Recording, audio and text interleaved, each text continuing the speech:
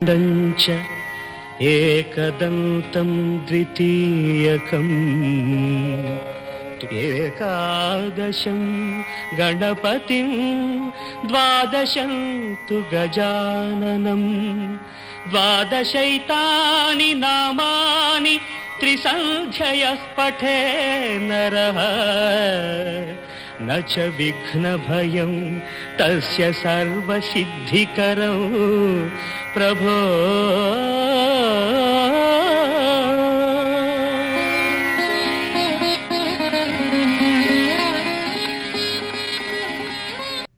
The following 2RRR program broadcast in the Kannada language is supported by the Community Broadcasting Foundation of Australia. ಶ್ರೋತೃ ಬಾಂಧವರಿಗೆ ನಮಸ್ಕಾರ. ಶ್ರೀ ವಿಶ್ವಾವಸು ನಾಮ ಸಂವತ್ಸರ ಉತ್ತರಾಯಣ ವೈಶಾಖ ಮಾಸ ಕೃಷ್ಣ ಪಕ್ಷ ಷಷ್ಠಿ ಮೇ ತಿಂಗಳ 18ನೇ ತಾರೀಕು ಇವತ್ತಿನ 2RRR ಸಿಡ್ನಿ ಕನ್ನಡವಾಣಿ ಬಾನುಲಿ ಕಾರ್ಯಕ್ರಮಕ್ಕೆ ನಿಮ್ಮನ್ನು ಸ್ವಾಗತ ಕೋರ್ತಾ ಇದ್ದೀನಿ. ನಾನು ಮಹೇಶ್ ರಾವ್. ಇವತ್ತಿನ ನೇರ ಪ್ರಸಾರ ನಮ್ಮ 2RRR ನಿಲಯದ ಹೆನ್ಲಿ ಸ್ಟುಡಿಯೋಯಿಂದ ಮೂಡಿಬರ್ತಾ ಇದೆ. ನಿಮಗೆ ತಿಳಿದಂತೆ ನಮ್ಮ ಸಿಡ್ನಿ ಕನ್ನಡವಾಣಿ ಬಾನುಲಿ ಕಾರ್ಯಕ್ರಮ ಪ್ರತಿ ಭಾನುವಾರ 1-2 2RRR ಕ್ಷೇತ್ರದ 88.5 FM ತರಾಂಗಾಂತರದಲ್ಲಿ, ಅಂತರ್ಜಾಲದಲ್ಲಿ TuneInRadio.comನಲ್ಲಿ ಹಾಗೂ ನಿಮ್ಮ ಮೊಬೈಲ್ ಫೋನ್ ಟ್ಯಾಬ್ಲೆಟ್ಗಳಲ್ಲಿ ಸಿಂಪಲ್ ರೇಡಿಯೋ ಅಂತ ಆ್ಯಪ್ನ ಡೌನ್ಲೋಡ್ ಮಾಡಿದ್ರೆ ನಮ್ಮ ಕಾರ್ಯಕ್ರಮನ ನೀವು ಕೇಳಬಹುದು. ಅಲ್ಲದೆ ನಮ್ಮ ಕಾರ್ಯಕ್ರಮ ಮುಗಿದ ನಂತರ ನಮ್ಮ ಕಾರ್ಯಕ್ರಮದ ರೆಕಾರ್ಡಿಂಗ್ನ ನಮ್ಮ ಫೇಸ್ಬುಕ್ ಪೇಜ್ ಹಾಗೂ ಯೂಟ್ಯೂಬ್ ಪೇಜ್ನಲ್ಲಿ ಅಪ್ಲೋಡ್ ಮಾಡ್ತೀವಿ. ನಿಮಗೆ ಬಿಡುವಾದಾಗ ನಮ್ಮ ಕಾರ್ಯಕ್ರಮನ ನೀವು ಕೇಳಬಹುದು. ನಿಮ್ಮ ಅಭಿಪ್ರಾಯ, ಅನಿಸಿಕೆ, ಸಲಹೆ ಹಾಗೂ ಟೀಕೆ ನಮಗೆ ಬಹಳನೇ ಮುಖ್ಯ ಮತ್ತು ನಮ್ಮ ಕಾರ್ಯಕ್ರಮದ ಬೆಳವಣಿಗೆಗೆ ಬಹಳನೇ ಅಗತ್ಯ ಕೂಡ. ನೀವು ಸಿಡ್ನಿಯಿಂದ 98162777 ಇಲ್ಲ ಆಸ್ಟ್ರೇಲಿಯಾದ ಬೇರೆ ರಾಜ್ಯಗಳಿಂದ 0298162777 ಹಾಗೂ ಪ್ರಪಂಚದಾದ್ಯಂತ +61298162777ಗೆ ಕರೆ ಮಾಡಿ ನಮ್ಮ ಜೊತೆ ನೀವು ಮಾತಾಡಬಹುದು. ಅಲ್ಲದೆ ನಮ್ಮ ಫೇಸ್ಬುಕ್ ಪೇಜ್ ಹಾಗೂ ಯೂಟ್ಯೂಬ್ ಪೇಜ್ನಲ್ಲಿ ನೀವು ಕಮೆಂಟ್ ಕೂಡ ಮಾಡ್ಬೋದು. ಇವತ್ತು ನನ್ನ ಜೊತೆ ನಮ್ಮ 2RRR ಸ್ಟುಡಿಯೋನಲ್ಲಿ ಶ್ರೀ ಪ್ರಕಾಶ್ ದೇವ್ ಅವರಿದ್ದಾರೆ. ನಮಸ್ಕಾರ. ನಮಸ್ಕಾರ ಮಹೇಶ್. ಪ್ರಕಾಶ್, ಹೋದ ವಾರ ನಾವು ಅಮ್ಮಂದಿರ ದಿನ ಅಂತ ಮಾತಾಡಿದ್ವಿ ಹಾಗೂ ಬೆಂಗಳೂರಿನ ಆ ದಿನಗಳ ಬಗ್ಗೆ ತುಂಬಾ ಮಾತಾಡಿದ್ವಿ. ಪ್ರತಿಕ್ರಿಯೆಗಳು ಬಂದಿದೆ, ಸೊ ಚೆನ್ನಾಗಿದೆ ಅಂತ ಹೇಳಿದ್ರು. ಹೌದು. ಸೊ ನಾನೇನು ಅಂದ್ಕೊಂಡೆ ಅಂದರೆ ಪ್ರಕಾಶ್, ನಾವು ಬೆಂಗಳೂರಿನ ಆ ದಿನಗಳ ಬಗ್ಗೆ ಮಾತಾಡಿದ್ವಿ. ಇನ್ನೊಂದು ಕೆಲವು 2-3 ವಾರ ಬೆಂಗಳೂರಿನ ಬಗ್ಗೆ ಮಾತಾಡೋಣ, ನಮ್ಮ ಆ ದಿನಗಳ ಬಗ್ಗೆ ಮಾತಾಡೋಣ ಅಂತ. ಸರಿ. ಸೊ ಇವತ್ತಿನ ಕಾರ್ಯಕ್ರಮದಲ್ಲಿ ಭಾರ್ಗವ್ ರಾಮ್ ಅವರು ಕನ್ನಡದ ಇತಿಹಾಸದ ಅಂಕಣ 5 ಕಳಿಸಿದ್ದಾರೆ ಹಾಗೂ ಪುಷ್ಪಾ ದೀಕ್ಷಿತ್ ಅವರು ಕನ್ನಡ ಭಾಷೆ ಬಗ್ಗೆ ಒಂದು 2-3 ವಾರ ಹಿಂದೆ ಭಾಗ 1 ಪ್ಲೇ ಮಾಡಿದ್ವಿ. ಈಗ ಭಾಗ 2 ಕಳಿಸಿದ್ದಾರೆ. ಆ ಮಾಹಿತಿನ ಕೇಳೋಣ. ಶುರು ಮಾಡೋಕ್ಕಿಂತ ಮುಂಚೆ ಒಂದು ಖುಷಿಯಾದ ಒಂದು ಸಂಗತಿ ಇದೆ, ಅದನ್ನು ನಾವು ಹಂಚ್ಕೊಳ್ಳೋಣ ಅಂತ. ನಮ್ಮ ಸಮುದಾಯದ, ಸಿಡ್ನಿಲೆ ಸಮುದಾಯದ ಡಾಕ್ಟರ್ ನಂದಿನಿ ಹಾಗೂ ಡಾಕ್ಟರ್ ರಾಮಕೃಷ್ಣ ಅವರ ಮಗ ಸ್ಕಂದ ಅವರು ಸಿಡ್ನಿಲಿ ಬಹಳನೇ ವರ್ಷ ಇದ್ದರು. ಈಗೊಂದು 2 ವರ್ಷದಿಂದ ಅವರು ಬೆಂಗಳೂರಿಗೆ ವಲಸೆ ಹೋದರು, ಅಂದರೆ ಅಲ್ಲಿ ಮೈಗ್ರೇಟ್ ಮಾಡಿದ್ದಾರೆ. ಅವ್ರ ಮಕ್ಕಳು ಮಗ ಸ್ಕಂದ ರಾಷ್ಟ್ರೋತ್ತರಾನ ವಿದ್ಯಾಕೇಂದ್ರ ಸ್ಕೂಲಲ್ಲಿ ಓದ್ತಾ ಇದ್ದಾನೆ. 10th ಸ್ಟ್ಯಾಂಡರ್ಡ್ 10ನೇ ತರಗತಿ CBSE ಬೋರ್ಡ್ ಪರೀಕ್ಷೆಯಲ್ಲಿ ಅವನು 98.8% ತೆಗೆದು ಸ್ಕೂಲ್ ಟಾಪರ್ ಆಗಿದ್ದಾನೆ ಪ್ರಕಾಶ್. ಸೊ 500 ಅಂಕಕ್ಕೆ 494 ಅಂಕ ಬಂದಿದೆ ಅವನಿಗೆ. 98.8%. 8 ಬ್ರಾಂಚ್ ಇದೆಯಂತೆ, 8 ಬ್ರಾಂಚಲ್ಲೂ ಇವನು ಟಾಪ್ ಮಾಡಿದ್ದಾನೆ. ಸ್ಕಂದ ಮತ್ತು ಅವನ ತಂದೆ ತಾಯಿ ಹಾಗೂ ಅವನ ತಂಗಿಗೂ ಕೂಡ ಅಭಿನಂದನೆಗಳು. ಅವನ ಮುಂದಿನ ಶಿಕ್ಷಣಕ್ಕೆ ಶುಭ ಆಗಲಿ ಅಂತ ಹಾರೈಸೋಣ. ಕರೆಕ್ಟ್. ಓಕೆ.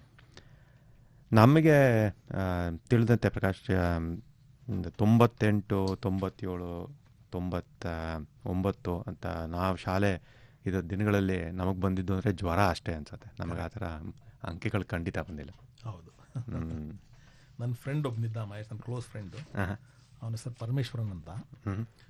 ಅವನು ಯಾವಾಗೂ ಕ್ಲಾಸಲ್ಲಿ 1st, 2nd ರ್ಯಾಂಕು ಇಲ್ಲ 3rd, ಬರೀ 3 ರ್ಯಾಂಕೆ ಅವ್ನು ನೋಡಿದ್ದವನು. ಅದಕ್ಕಿಂತ ಮೇಲೆ ನೋಡೇ ಇಲ್ಲ ಅವನು.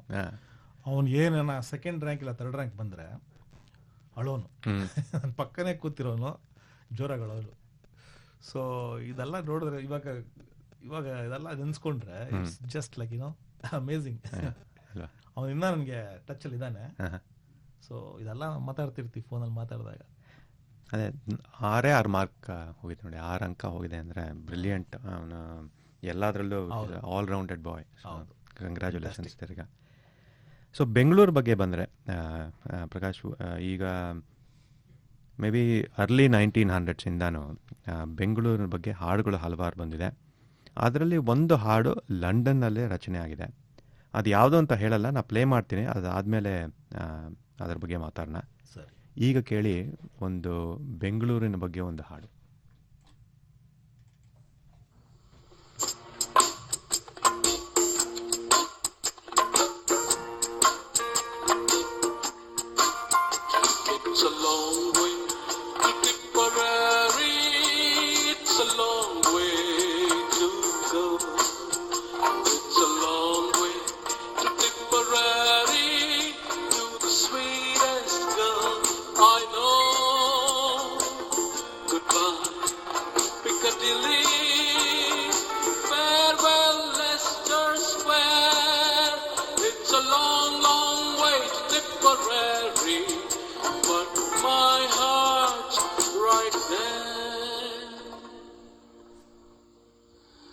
ನಮ್ಮ ತಿಪ್ಪಾರಳ್ಳಿ ಬಲುದೂರ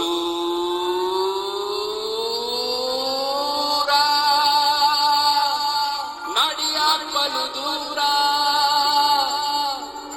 ನಮ್ಮ ತಿಪ್ಪಾರಳ್ಳಿ ಬಲುದೂರ, ಆದ್ರೆ ಅಲ್ಲವು ನಮ್ಮ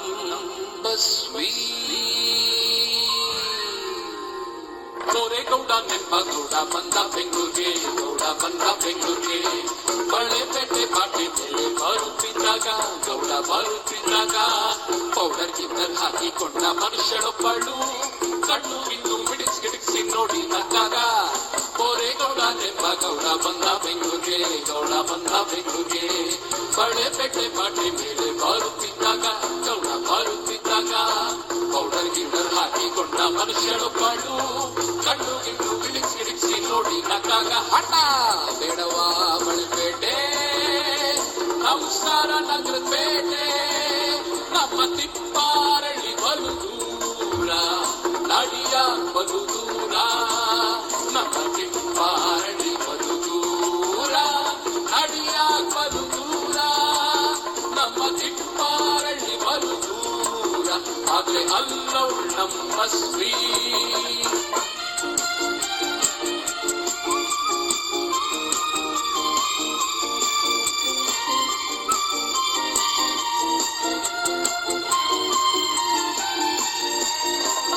ತಮಾಷೆ ನೋಡಕ್ ಬೋರ ಬಂಟ ಲಾಲ್ಬಾಗ್ ತೋಟಕ್ಕೆ, ಬೋರ ಲಾಲ್ಬಾಗ್ ತೋಟಕ್ಕೆ, ಹುಲಿ ನೋಡಿ ಬರೆ ಹಾಕಿ ದೊಡ್ಬೇಕನ್ಕೊಂಡ, ಬೋರ ದೊಡ್ಬೇಕನ್ಕೊಂಡ, ಬೋನೋಡು ಮುಕ್ಕಿ ಹುಲಿ ಸೌಟ ಬುಸ್ ಬುಸ್ ಅಂತಿದ್ದ, ಬೋರ ಬುಸ್ ಬುಸ್ ಅಂತಿದ್ದ, ಹುಲಿ ರೇಕೊಂಡ್ ಬೋರನ್ ಹಿಡ್ಕೊಂಡ್ ಹಲ್ಗಳ ಬಿಟ್ಟಾಗ, ಬೋರ ಬೆದರ್ನ ಕಣ್ಣೀರ್ ಸುಡ್ಸಾಗ ನೀರಿಚ್ಚ.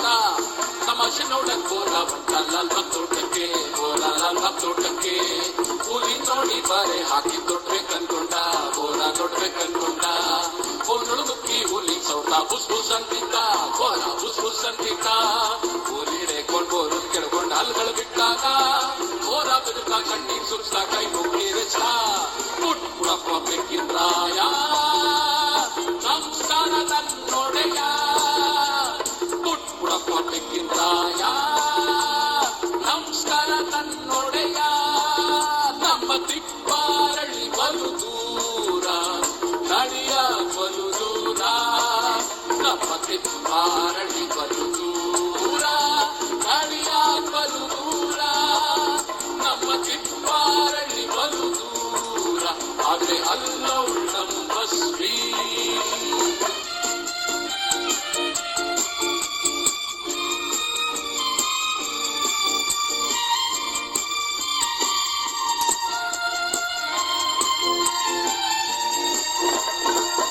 ಕರ್ಕೊಂಡು ಮೈಸೂರು ಬಂದ ನಿತ್ತಿ ಲಕ್ಷ್ಮಿಗೆ, ಬೋರ ನಿತ್ತಿ ಲಕ್ಷ್ಮಿಗೆ, ಅರಮನೆಗೆ ಕುಂದ ಪಾಲ್ಗಟ್ಟಿ ಆನೆ ನೋಡಿದ, ಬೋರ ಆನೆ ನೋಡಿದ, ಬಸ್ವಿನಾನೆ ಮೇಳದು ಸುಟ್ಟಾನುವ ತೂಟ, ಬೋರ ಬುರ್ಬುರ್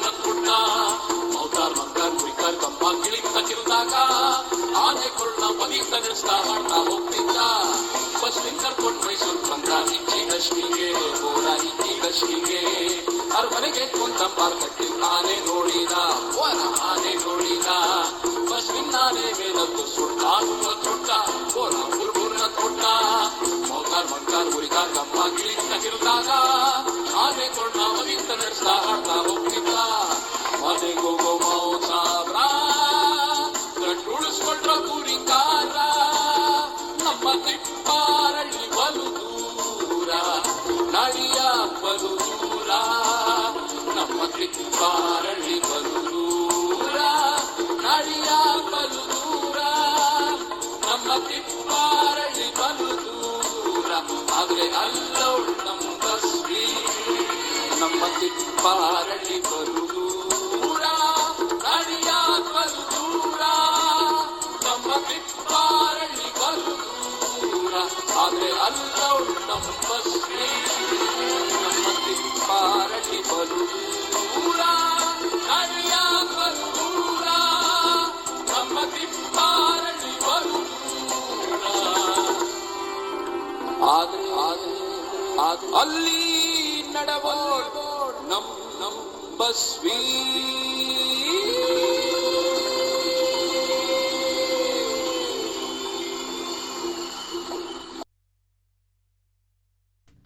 ಈ ಹಾಡನ್ನ ಟಿ ಪಿ ಕೈಲಾಸಂ ಅವರು 1910ರಿಂದ 1916 ಒಳಗಡೆ ಒಂದು ಹಾಡಿತ್ತಂತೆ, ಇಂಗ್ಲೀಷ್ ಮಾರ್ಚಿಂಗ್ ಸಾಂಗ್ದು.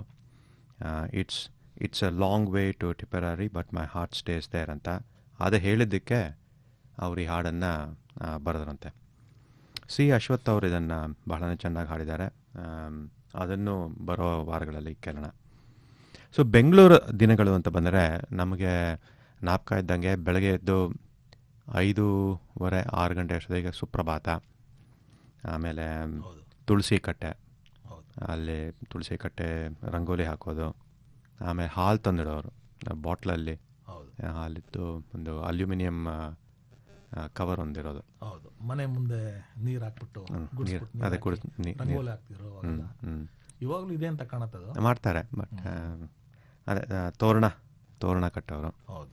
ಸೊ ಈಗ 1910 ಅಂದ್ವಿ, ಆವಾಗಿಂದ ಜನ ಬೆಂಗಳೂರಿಗೆ ಬರಬೇಕು ಅಂತ ಇತ್ತು. ಈಗ ನಾವು ಸಿನಿಮಾ ಥಿಯೇಟ್ರ್ಗಳು ಅಂದರೆ ನಾವಿದ್ದ ಜಾಗದಲ್ಲಿ ಕಾವೇರಿ ಇತ್ತು. ಹೌದು, ಸಂಪಿಗೆ. ಆ್ಯಕ್ಚುಲಿ ಕಾವೇರಿ ಸ್ಪೆಷಾಲಿಟಿ ಏನು ಗೊತ್ತಾ ಮಹೇಶ್, ಕಾವೇರಿ ಥಿಯೇಟ್ರಲ್ಲಿ 2 ಬಾಲ್ಕನಿ ಇದೆ. ನಾರ್ಮಲಿ ಎಲ್ಲ ಥಿಯೇಟ್ರಲ್ಲೂ ಒಂದೇ ಬಾಲ್ಕನಿ, ಕಾವೇರಿಯಲ್ಲಿ 2 ಬಾಲ್ಕನಿ. ಬಿಕಾಸ್ ನಾವೆಲ್ಲ ಅವಾಗ ಚಿಕ್ಕ ವಯಸ್ಸಲ್ಲಿ ಗುಟ್ಟಳ್ಳಿಯಲ್ಲಿ ಇದ್ದೆ, ಪ್ಯಾಲೇಸ್ ಗುಟ್ಟಳ್ಳಿಯಲ್ಲಿ. ಸೊ ಪ್ಯಾಲೇಸ್ ಗುಟ್ಟಳ್ಳಿಯಲ್ಲೇ ಕಾವೇರಿ ಥಿಯೇಟರ್ ಇರೋದು.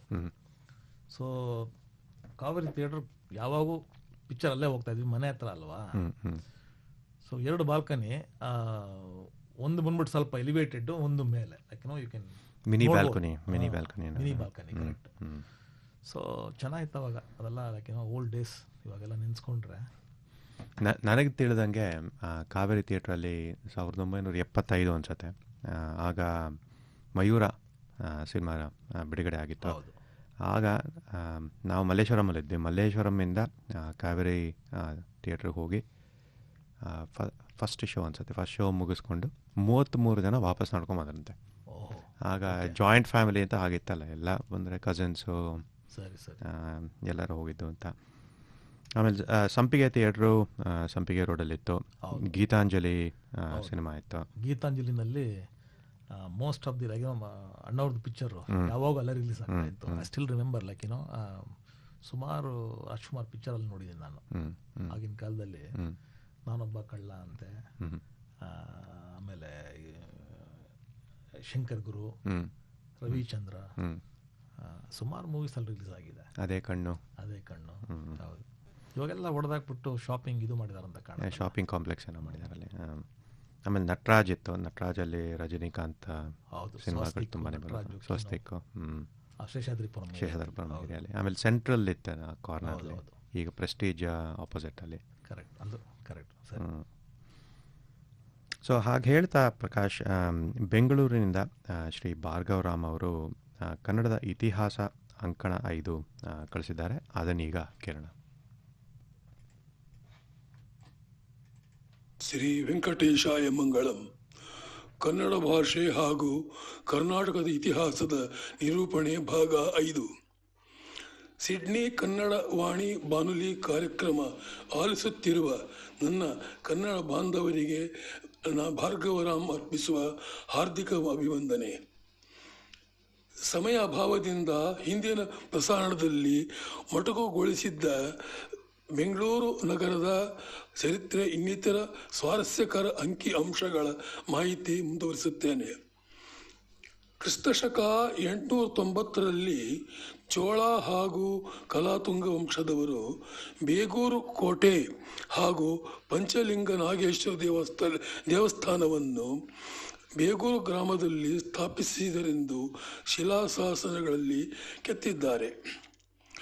ಬೆಂಗಳೂರು ನಗರದ ದೊಮ್ಮಲೂರು ಬಡಾವಣೆಯಲ್ಲಿ ಶ್ರೀ ಚೊಕ್ಕನಾಥ ಸ್ವಾಮಿಯ ಶ್ರೀ ವಿಷ್ಣುಗೆ ಅರ್ಪಿತ ದೇವಾಲಯವನ್ನು 10ನೇ ಶತಮಾನದಲ್ಲಿ ಚೋಳ ವಂಶದವರು ಸ್ಥಾಪಿಸಿದರೆಂದು ಕನ್ನಡ ಹಾಗೂ ತಮಿಳು ಭಾಷೆಯ ಶಿಲಾಶಾಸನಗಳಿವೆ. ಗುಡ್ಡದ ಮೇಲಿರುವ ಈ ರಮಣೀಯ ದೇವಸ್ಥಾನವನ್ನು ನೋಡಲು ಮರೆಯಬೇಡಿ. ಹಲಸೂರು ನಗರದಲ್ಲಿರುವ ಸೋಮೇಶ್ವರ ದೇವಾಲಯವನ್ನು ಕಲ್ಯಾಣಿ ಚಾಲುಕ್ಯರಿಂದ ಕ್ರಿಸ್ತಶಕ 1450ರಲ್ಲಿ ಸ್ಥಾಪಿಸಲಾಯಿತು. ಹಿರಿಯ ಕೆಂಪೇಗೌಡರು ಹಲವಾರು ಸೌಲಭ್ಯ ಹಾಗೂ ಮಾರ್ಪಾಡನ್ನು ಕೈಗೊಂಡರು. ತಮಗೆಲ್ಲರೂ ಗೊತ್ತಿರುವ ಶ್ರೀ ಗವಿಗಂಗಾಧರೇಶ್ವರ ದೇವಾಲಯ ಸ್ಥಾಪಿತಗೊಂಡ ಬಗ್ಗೆ ಶಿಲಾಶಾಸನವಿಲ್ಲ. ಕೆಂಪೇಗೌಡರು ವಿವಿಧ ಪೇಟೆಗಳ ನಿರ್ಮಾಣ ಕೈಗೊಂಡಿದ್ದಾಗ ಈಗಿನ ಗವಿಪುರಂ ಪ್ರದೇಶದಲ್ಲಿ ದಟ್ಟಕಾಡು ಗುಡ್ಡ ಬೆಟ್ಟಗಳು ನೋಡಿದರಂತೆ. ಅಲ್ಲಿನ ಜೋಪಡಿಯಲ್ಲಿ ಇದ್ದವರಿಗೆ ಸ್ಥಳದ ಹೆಸರು ಏನೆಂದು ಕೇಳಿದಾಗ ಒಂದು ಗುಡ್ಡ ತೋರಿಸಿ ಆ ಗವಿಯಲ್ಲಿ ಶಿವಲಿಂಗ ಇದೆಯಂತೆ, ಅದಕ್ಕೆ ಗವಿಗಂಗೂರು ಅಂತಾರೆ, ನಾವು ಯಾರು ಆ ಕಗ್ಗತ್ತಲ ಗುಹೆಯ ಒಳಗೆ ಹೋಗಿಲ್ಲ ಎಂದರಂತೆ. ಕೆಚ್ಚದ ಧೈರ್ಯವಂತ ಗೌಡರು ಅವರಿಂದ ಹಣತೆ ದೀಪ ಒಯ್ದು ಹೋಗಿ ಅಲ್ಲಿದ್ದ ಶಿವಲಿಂಗ ನೋಡಿ ರೋಮಾಂಚನಗೊಂಡು ದೇವಸ್ಥಾನ ನಿರ್ಮಿಸಿದರು. ಒಂದು ಸಂಜೆ ಅದರ ಕಾಮಗಾರಿ ನೋಡಲು ಹೋದಾಗ ಯಾವಾಗಲೂ ಕತ್ತಲೆ ಇರುತ್ತಿದ್ದ ದೇವಳದಲ್ಲಿ ಒಮ್ಮೆಗೆ ಒಳಗೆ ಬಿದ್ದ ಸೂರ್ಯರಶ್ಮಿ ಮೆಲ್ಲನೆ ಹಾಯ್ದು ಲಿಂಗದ ಮೇಲೆ ಕೆಲ ನಿಮಿಷವಿದ್ದು ಹೋಯಿತಂತೆ. ಅಂದು ಮಕರ ಸಂಕ್ರಮಣವೆಂದು ಅರಿತಿದ್ದ ಗೌಡರು ಮಹೇಶ್ವರನೇ, ಸೂರ್ಯದೇವಾನಿಗೆ ನಮಸ್ಕರಿಸಲು ಬಂದದ್ದನ್ನು ನೋಡಿ ಧನ್ಯನಾದೆ ಎಂದರಂತೆ. ಈ ಸೂರ್ಯರಶ್ಮಿ ಸ್ಪರ್ಶ ಪವಾಡ ನೋಡಲು ಸಹಸ್ರಾರು ಭಕ್ತರು ಸಂಕ್ರಾಂತಿ ಎಂದು ಬರುತ್ತಾರೆ. This is because of wondrous geostrophic alignment ಎಂಬುದನ್ನು ತಿಳ್ಕೊಳ್ಳಿ. ಅಂದರೆ ಭೂಮಂಡಲದಲ್ಲಿ ಅಲೈನ್ಮೆಂಟ್ ಆ ಥರ ಆಗಿದೆ ದೇವಸ್ಥಾನದ್ದು. ಪ್ರಸಕ್ತ ಬೆಂಗಳೂರು ನಗರದಲ್ಲಿ ಸುಮಾರು 1,000 ಹಿಂದೂ ದೇವಾಲಯ, 400 ಮಸೀದಿ, 100 ಚರ್ಚ್, ಜೈನ ಬಸದಿ, ಗುರುದ್ವಾರ 3, 2 ಬುದ್ಧ ವಿಹಾರ ಹಾಗೂ ಪಾರ್ಸಿಯವರ 1 ಅಗ್ನಿ ದೇವಾಲಯ ಇದೆ. ಕೆಂಪೇಗೌಡರ ಕಾಲದಿಂದ ಈಗ 70 ವರ್ಷಗಳ ಹಿಂದೆ ಸುಮಾರು 1000ಕ್ಕಿಂತ ಹೆಚ್ಚು ಕೆರೆ ಕುಂಡಗಳು ಇದ್ದ ನಗರದಲ್ಲಿ ಈಗ ಕೇವಲ 280 ಕೆರೆಗಳಿವೆಯಂತೆ ಎಂದು ಅಂಕಿಅಂಶಗಳು ತಿಳಿಸುತ್ತವೆ. 1886ರಲ್ಲಿ ಶಿವಾಜಿ ನಗರದಲ್ಲಿನ ಪ್ರಥಮ ಎಲ್ಗಿನ್ ಥಿಯೇಟರ್ ಜೊತೆ ಪ್ರಾರಂಭವಾದ ಹಿಮಾಲಯ, ಶಾರದಾ, ಎವರೆಸ್ಟ್ ಥಿಯೇಟರ್ಗಳಲ್ಲಿ ಈಗ ಶಾರದಾ ಹಾಗೂ ಎವರೆಸ್ಟ್ ಟಾಕೀಸ್ ಆಗಿ ರೆನೋವೇಟ್ ಆಗಿದ್ದು ಇಂದಿಗೂ ಚಿತ್ರ ಪ್ರದರ್ಶನ ನಡೆಯುತ್ತಿದೆ. 1934ರಲ್ಲಿ ಕನ್ನಡದ ಮೊದಲ ಸಂಭಾಷಣೆ ಚಲನಚಿತ್ರ ಸತಿ ಸುಲೋಚನಾ ಪ್ಯಾರಾಮೌಂಟ್ ಥಿಯೇಟರ್ನಲ್ಲಿ ಪ್ರದರ್ಶಿಸಲಾಯಿತು. ಕಪಾಲಿ ಮೊದಲ 70mm ಟಾಕೀಸು. 2000ರಲ್ಲಿ 190 ಟಾಕೀಸ್ಗಳಿದ್ದವಂತೆ. ಈಗ 85ರಿಂದ 90 ಉಳಿದಿವೆ. ಇನ್ನು 2 ವರ್ಷಗಳಲ್ಲಿ ಅವು ಕಣ್ಮರೆಯಾಗಬಹುದು. ಹಿಂದೊಮ್ಮೆ ಹಚ್ಚ ಹಸಿರು ನಗರ ಎಂಬ ಖ್ಯಾತಿ ಗಳಿಸಿದ್ದ ಬೆಂಗಳೂರು ಅಪಾರ ಬೆಳವಣಿಗೆಯಿಂದ ಇಂದು ಅಂದಿನ ಹಚ್ಚನೆ ಹಸಿರು ಕಳೆದುಕೊಂಡಿದ್ದರೂ ಈಗಿನ ಬೆಂಗಳೂರು ನಗರ ಪಾಲಿಕೆ ಸಮಕ್ಷಣದಲ್ಲಿ 1230 ಉದ್ಯಾನಗಳಿವೆ. ಅದರಲ್ಲಿ ವಿಶ್ವವಿಖ್ಯಾತ 240 ಎಕರೆ ವಿಸ್ತಾರದ ಲಾಲ್ಬಾಗ್ ಅದರ ಸ್ಥಾಪಕ ಹೈದರ್ ಅಲಿ. ನಂತರ 1864ರಲ್ಲಿ ಲಾರ್ಡ್ ಕಬ್ಬನ್ ಅವರು ಸ್ಥಾಪಿಸಿದ 300 ಎಕರೆ ವಿಸ್ತಾರದ ಕಬ್ಬನ್ ಪಾರ್ಕ್ ಈಗ ಮಹಾರಾಜ ಚಾಮರಾಜೇಂದ್ರ ಒಡೆಯರ್ ಉದ್ಯಾನವಾಗಿದೆ. ಇದರೊಂದಿಗೆ ರಾಷ್ಟ್ರೀಯ ಉದ್ಯಾನಗಳಾದ ಬನ್ನೇರುಘಟ್ಟ, ನಾಗರಹೊಳೆ, ಬಂಡೀಪುರ ಇನ್ನಿತರ ರಮಣೀಯ ತಾಣಗಳಿವೆ. ಇವೆಲ್ಲವೂ ಇವತ್ತು ಎಕ್ಸ್ಕರ್ಷನ್ ಸ್ಪಾಟ್ ಆಗಿದೆ. ದಕ್ಷಿಣ ಭಾರತದ ಪ್ರಸ್ಥಭೂಮಿ ಅಂದರೆ ಡೆಕ್ಕನ್ ಪ್ಲೇಟು ಆಗಿರುವ ಬೆಂಗಳೂರು 3018 ಅಡಿ MSL ಅಂದರೆ ಮೀನ್ ಸಿ ಲೆವೆಲ್ ಎತ್ತರದಲ್ಲಿ ಇದೆ. ಇದು ಅತಿ ಎತ್ತರದ ಭೂಪ್ರದೇಶವಾಗಿದೆ. ಬೆಂಗಳೂರು ನಗರ 741 ಚದುರ ಕಿಲೋಮೀಟರ್ಗಳಿದ್ದು ಗ್ರಾಮಾಂತರ ಸೇರಿ 7005 ಇದೆಯಂತೆ. 2025 ಜನಗಣತಿ ಪ್ರಕಾರ 14 ಮಿಲಿಯನ್ ಜನಸಂಖ್ಯೆ ಇದೆ. ಒಂದು ಜಸ್ಟ್ ಫಾರ್ ಕಂಪ್ಯಾರಿಸನ್ ಹೇಳ್ತೀನಿ, ಆಸ್ಟ್ರೇಲಿಯಾ ಖಂಡದಲ್ಲಿ ಸುಮಾರು 27 ಹಾಗೂ ಸಿಡ್ನಿಯಲ್ಲಿ ಬರೀ 6 ಮಿಲಿಯನ್ ಇದೆಯಂತೆ. This is as per Google data ಪ್ರಕಾರ ಹೇಳಿದ್ದನ್ನು. ಬೆಂಗಳೂರು ನಗರದಲ್ಲಿ 80% ಕುಡಿಯುವ ನೀರು ಕಾವೇರಿ ಮಾತೆ KRS ಜಲಾಶಯದಿಂದ ಪೂರೈಸಿ 20% ಬೋರ್ವೆಲ್ ಹಾಗೂ ಕೆರೆಗಳಿಂದ ಬಳಸಲಾಗುತ್ತೆಂದು ನನಗೆ ಅಂಕಿಅಂಶಗಳಿಂದ ನೀಡಿದ್ದೇನೆ. ಈವರೆಗೆ ಬೆಂಗಳೂರು ಬಗ್ಗೆ ಸಾಕಷ್ಟು ಮಾಹಿತಿಗಳನ್ನು ನೀಡಿದ್ದೇನೆ. ಕೈಗಾರಿಕೆ, IT, ವಿದ್ಯಾಸಂಸ್ಥೆ, ಆಸ್ಪತ್ರೆ, ಪ್ರೇಕ್ಷಣೀಯ ಸ್ಥಳ ಬಗ್ಗೆ ಹುಡುಕುತ್ತಾ ಹೋದಲ್ಲಿ ಪುಟಗಟ್ಟಲೆ ಆಗಬಹುದಾದ್ದರಿಂದ ಇಲ್ಲಿಗೆ ನಿಲ್ಲಿಸುತ್ತೇನೆ. ಈಗ ಜಿಲ್ಲೆ 2 ಕೋಲಾರ ಇದನ್ನು ಹೇಳುತ್ತೆ. ಈಗ ಕೋಲಾರ ಜಿಲ್ಲೆಯ ಹುಟ್ಟು, ಬೆಳವಣಿಗೆ, ಕಲೆ, ಸಾಹಿತ್ಯ ಇನ್ನಿತರ ವಿವರಗಳ ಬಗ್ಗೆ ಗಮನ ಹರಿಸೋಣ. ಕ್ರಿಸ್ತಶಕ 1004ರಲ್ಲಿ ಚಾಲುಕ್ಯ ಹಾಗೂ ಚೋಳರ ಯುದ್ಧದಲ್ಲಿ ಗೆದ್ದ ರಾಜೇಂದ್ರ ಚೋಳ ಹಾಗೂ ಅವರ ವಂಶಸ್ಥರು 1116ರವರೆಗೆ ರಾಜ್ಯವಾಳಿದರು. ಅವರನ್ನು 1142ರಲ್ಲಿ ಸೋಲಿಸಿದ ಶ್ರೀ ವಿಷ್ಣುವರ್ಧನ ಗಂಗನವಾಡಿಯನ್ನು ರಾಜಧಾನಿಯಾಗಿಸಿದ. ಈ ವಿಜಯೋತ್ಸವದ ಪ್ರತೀಕವಾಗಿ 2ನೇ ಶತಮಾನದಲ್ಲಿ ಸ್ಥಾಪಿತವಾಗಿ ಭಾಗಶಃ ಹಾಳಾಗಿದ್ದ ಶ್ರೀ ಕೋಲಾರಮ್ಮ ಶಕ್ತಿ ದೇವತೆ ದೇವಸ್ಥಾನ ನವೀಕರಿಸಿ ಕೋಲಾರ ಎಂದು ನಾಮಕರಣ ಮಾಡಿದ. ಜೊತೆಗೆ ಬೇಲೂರು ಪಟ್ಟಣದಲ್ಲಿ ಶ್ರೀ ಚೆನ್ನಕೇಶವ ದೇವಾಲಯ ನಿರ್ಮಿಸಿದ. ಈ ವಿವರಗಳನ್ನೆಲ್ಲ 4ನೇ ಭಾಗದಲ್ಲಿ ಹೇಳಿದ್ದೇನೆ. ಕೋಲಾರದಲ್ಲಿ ಕನ್ನಡ, ತಮಿಳು, ತೆಲುಗು ಭಾಷೆ ಪ್ರಚಲಿತವಾಗಿತ್ತೆಂಬುದು ಶಿಲಾಶಾಸನಗಳಿಂದ ತಿಳಿದುತ್ತದೆ. ಶಾಂತಿಯುತ ರಾಜ್ಯವು 1330ರಲ್ಲಿ ಬಹಮನಿ ಸುಲ್ತಾನೇಟ್ ಆಡಳಿತಕ್ಕೆ ಸೇರಿಕೊಂಡಿತು. ಟಿಪ್ಪು ಸುಲ್ತಾನ್ ಆಡಳಿತದಲ್ಲಿ ಕೋಲಾರ ಟಿಪ್ಪು ಹತರಾದ ನಂತರ ಬ್ರಿಟಿಷ್ ಆಳ್ವಿಕೆ ಸೇರಿಕೊಂಡಿತು. ಒಂದು ಕಾಲದಲ್ಲಿ ಚಿನ್ನದ ಗಡಿಯ ನಾಡು ಆಗಿದ್ದ ಕೋಲಾರ ಅಂದರೆ KGF ಈಗ ಧೂಳು ತುಂಬಿರುವ ಗಣಿ ಆದ ದುರಂತಮಯ ಚರಿತ್ರೆ ಬಗ್ಗೆ ಅವಲೋಕಿಸೋಣ. ಕ್ರಿಸ್ತಶಕ 3ನೇ ಶತಮಾನದಲ್ಲಿ ಚಿಕ್ಕ ಗಣಿಗಳ ಮೂಲಕ ಸಣ್ಣ ಪ್ರಮಾಣದಲ್ಲಿ ಚಿನ್ನದ ಅದಿರು ಅಗೆಯುತ್ತಿದ್ದರು.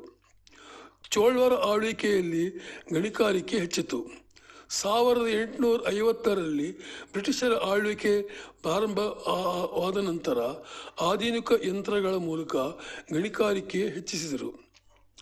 1880ರಲ್ಲಿ ಜಾನ್ ಟೇಲರ್ ಆ್ಯಂಡ್ ಸನ್ಸ್ ಅವರು ಗಣಿಗಾರಿಕೆ ಲೀಸ್ ತೆಗೆದುಕೊಂಡು 1956ರವರೆಗೆ 900 ಟನ್ಗೂ ಮಿಗಿಲಾಗಿ, ಅಂದರೆ 900 divided by 75 is equal to ವರ್ಷಕ್ಕೆ 100 ಟನ್ ಚಿನ್ನ ಕೊಳ್ಳೆ ಹೊಡೆದರು.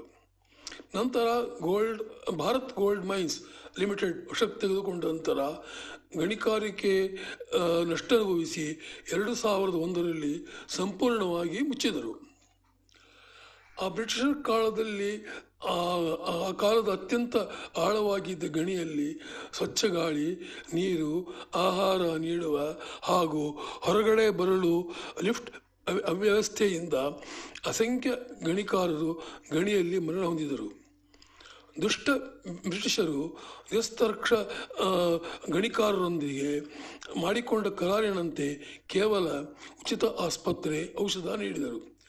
ಮೃತರ ನೊಂದ ಸಂಸಾರದವರಿಗೆ ಪರಿಹಾರ ನೀಡಲಿಲ್ಲ. ಹೀಗೆ KGF ಕರಾಳ ಅಧ್ಯಾಯ ಮುಗಿಯಿತು. ಯಾವುದೋ ಲೆಕ್ಕದಂತೆ 50% ಕನ್ನಡಿಗರು 50 ಇತರ ಭಾಷೆಗಳಿದ್ದಾರೆಂದು ಹೇಳಿದರು. ಅಲ್ಲಿ ತೆಲುಗು ಮತ್ತು ತಮಿಳು ಹೆಚ್ಚಾಗಿ ಬೆಳೆಸುತ್ತಾರೆ.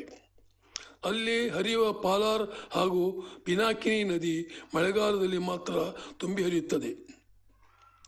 ಅಲ್ಲಿಯ ಪ್ರಮುಖ ಬೆಳೆ ರಾಗಿ ಜೊತೆಯಲ್ಲಿ ಸೆರಿಕಲ್ಚರ್, ಮಲ್ಬರಿ ತೋಟಗಳು ಅಧಿಕವಾಗಿವೆ.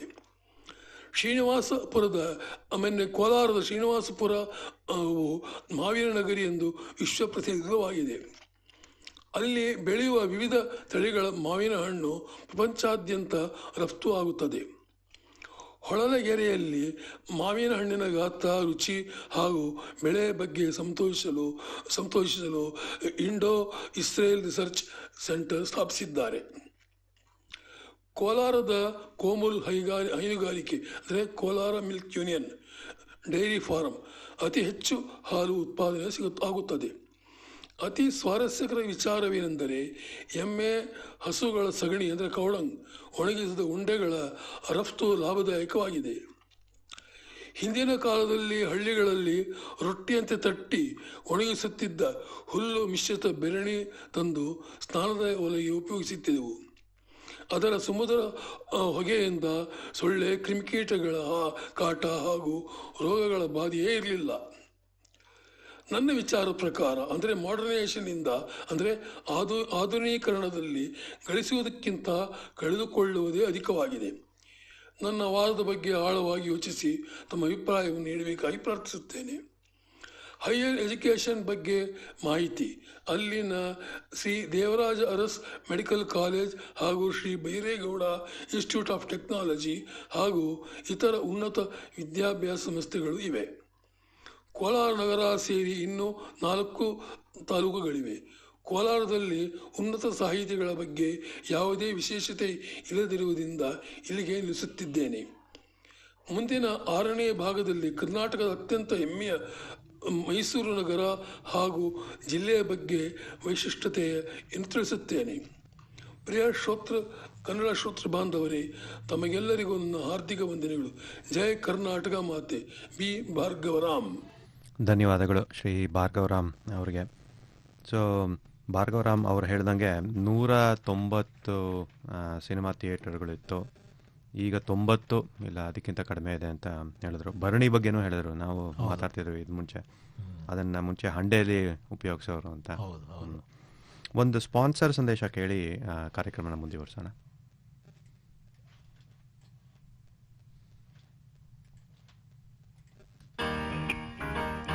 Hello, I'm Karen Lang, Director of Lady Anne Funerals. We are a family-owned and operated business in Sydney, and we have proudly served our local community for over 18 years. Lady Anne Funerals aims to exceed expectations by fulfilling client requests to remember and honour their recently passed loved ones. Throughout the process, clients are supported by the same funeral arranger from the small team of ladies in the office at Bladeswood. If you need any guidance or have questions, please call Lady Anne Funerals on 1300 740074. That's 1300 740074. Lady Anne Funerals, where every family is special.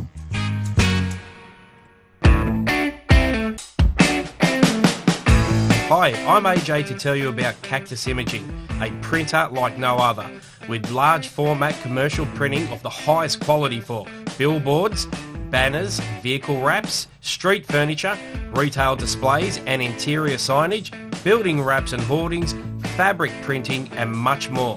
Yes, 2RRR sponsor Cactus Imaging, a printer like no other.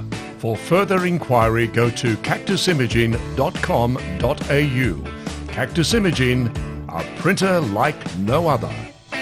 It's probably time to refresh your wardrobe sustainably and discover creative ways to give your outfits a fresh new look. Swapping is a clever and thrifty way to update your wardrobe, save money and help fight textile waste. In celebration of World Environment Day, Right Council and Nina Gabor, founder of Eco Styles, are teaming up to bring a sustainable fashion recycling demo and clothes swap. It's on 10 a.m. to 12:30 p.m. Saturday, June 7 at Ryde Library. Check out what you can swap on 99528222. 2RRR Sydney Kannadavani ಬಾನುಲಿ ಕಾರ್ಯಕ್ರಮ. ಥಿಯೇಟ್ರ್ಗಳ ಬಗ್ಗೆ ಮಾತಾಡ್ತಾ ಇದ್ವಿ. Majestic ಅಂದರೆ ಸಂಗಮ್, ಕಪಾಲಿ. ಹೌದು.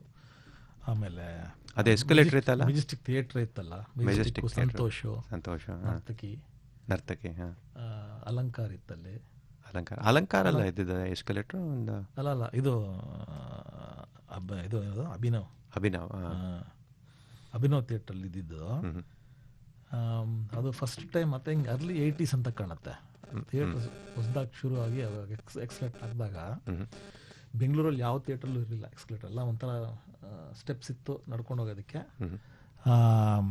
ಕಾವೇರಿ ಥಿಯೇಟ್ರಲ್ಲಿ steps ಇರಲಿಲ್ಲ, ಒಂಥರ ಫ್ಲ್ಯಾಟ್ ಆಗಿತ್ತು ನಡ್ಕೊಂಡು ಹೋಗೋದಕ್ಕೆ. ಬಟ್ ಎಕ್ಸ್ಲೇಟರ್ ನೋಡೋದಕ್ಕೆ ನಾವು ಗುಟ್ಟಳ್ಳಿಯಿಂದ ಹೋಗ್ತಾ ಇದ್ವಿ. ಅವಾಗ ಹೊಸದಲ್ವಾ ಅದು, ಸೊ ಅದೆಲ್ಲ ನೆನ್ಸ್ಕೊಂಡ್ರೆ ಇವಾಗ. ಅದ್ರ ಪಕ್ಕದ ಕಿಡ್ಸ್ ಕೆಂಪ್ ಇತ್ತು ಅನ್ಸುತ್ತೆ. ಕರೆಕ್ಟ್, ಕಿಡ್ಸ್ ಕೆಂಪ್ ಕಟ್ಔಟ್ಗಳು ಹಾಕೋರಲ್ಲ ಎಲ್ಲ ಸಿನಿಮಾಗಳು. ಅಲ್ಲೊಂದು ಕೆಂಪೇಗೌಡ ಥಿಯೇಟ್ರು ಇತ್ತು ಅಲ್ಲಿ ಅಲ್ವಾ, ಗ್ಯಾಪ್ಕಾಯ್ ಜಾಮಾಯ್ ನಿಮಗೆ. ಅದು ಜನತಾ ಬಜಾರ್ ಇತ್ತು, ಜನತಾ ಬಜಾರ್ ಹತ್ರ ಇರಬೇಕು. ಆಮೇಲೆ ಕಪಾಲಿ ಥಿಯೇಟ್ರ್ ಅನ್ಸುತ್ತೆ ಅಲ್ಲ ಬಿದ್ದೋಗಿದ್ದು. ಕಪಾಲಿ ಥಿಯೇಟ್ರು ಹೌದು, ಡ್ಯಾಮೇಜ್ ಆಯ್ತು ಅವಾಗ. ಆ ಗಂಗಾರಾಮ್ ಬಿಲ್ಡಿಂಗ್ ಪಕ್ಕದಲ್ಲಿ ಬಿದ್ದು ಅವಾಗ ಅದು ನೋಡಕ್ ಹೋದ್ವಿ. ಅವಾಗ ಅದೆಲ್ಲ ಒಂಥರ ಬ್ಯಾರಿಕೇಡ್ ಹಾಕ್ಬಿಟ್ಟಲ್ಲಿ ಜನರಿಗೆ ಬಿಡ್ತಿರ್ಲಿಲ್ಲ ಅವ್ರು ನೋಡೋದಕ್ಕೆ. ಬಿಕಾಸ್ ಕಪಾಲಿ ಬಂದ್ಬಿಟ್ಟು ಅವಾಗ I think it was the biggest screen ಅಂತ ಕಾಣುತ್ತೆ ಅವಾಗ ಬೆಂಗಳೂರಲ್ಲಿ. 70mm ಸ್ಕ್ರೀನು ಕಪಾಲಿಯಲ್ಲಿ ದೊಡ್ಡ ಸ್ಕ್ರೀನ್ ಇತ್ತು. ಇಲ್ಲಿ ಬ್ಲ್ಯಾಕ್ ಟೌನ್ ಇದೆಯಲ್ಲ, ಎಕ್ಸ್ಟ್ರೀಮ್ ಸಿನಿಮಾ ಅಂತ ಹೇಳ್ತೀವಲ್ಲ, ಅವಾಗ ಕಪಾಲಿನಲ್ಲಿ ಬಿಗ್ ಸ್ಕ್ರೀನ್ ಇದ್ದಿದ್ದು ಬೆಂಗಳೂರಲ್ಲಿ. ಸೊ ಕಪಾಲಿನಲ್ಲಿ ಮೂವಿ ನೋಡಬೇಕು ಅಂತ ಹೇಳಿದ್ರೆ ಮಜಾನೇ ಬೇರೆ. ಅಣ್ಣವ್ರದ್ದು ಸಿನಿಮಾ ಎಲ್ಲ ಅಲ್ಲೇ ರಿಲೀಸ್ ಮಾಡೋ. ಹೌದು, ಗುರುವಾರ ಸ್ಟಾರ್ ತಗೊಂಬರೋರು, ಆಮೇಲೆ ಕಟ್ಔಟ್ ಎಲ್ಲ ಇಟ್ಬಿಟ್ಟು ಹೂನಾರ ಹಾಕೋರು, ಕರೆಕ್ಟ್ ಸ್ಟಾರ್ ಮಾಡೋರಲ್ವಾ. ಕರೆಕ್ಟ್. ಬೆಂಗಳೂರು ಅಂದರೆ ಇನ್ನೊಂದು ಹಾಡಿದೆ. ಇದು ಬೆಂಗಳೂರು ಬಗ್ಗೆ ಹಾಡಲ್ಲ, ಬಟ್ ಆದ್ರೂ ಈ ಹಾಡು ನಮಗೆ ನಮ್ಮೆಲ್ಲರಿಗೂ ಬಹಳನೇ ಹತ್ತಿರವಾದ ಒಂದು ಹಾಡು. ಇದು ಬೆಂಗಳೂರು ಕನ್ನಡ ಅಂದರೆ ಸಿನಾನಿಮಸ್. ಇದನ್ನು ಈಗ ಜೆನ್ಜಿ ಅವರು ಇದನ್ನು ಕೂಡ ತುಂಬ ಇಂಪ್ರೂವ್ ಮಾಡ್ತಿದ್ದಾರೆ. ಸರಿ, ಇದು ಇವಾಗ ಒಂದು ಹಾಡು ಕೇಳೋಣ ಇದನ್ನು. ನೋಡಿ ಸ್ವಾಮಿ ನಾವಿರೋದು ಹೀಗೆ,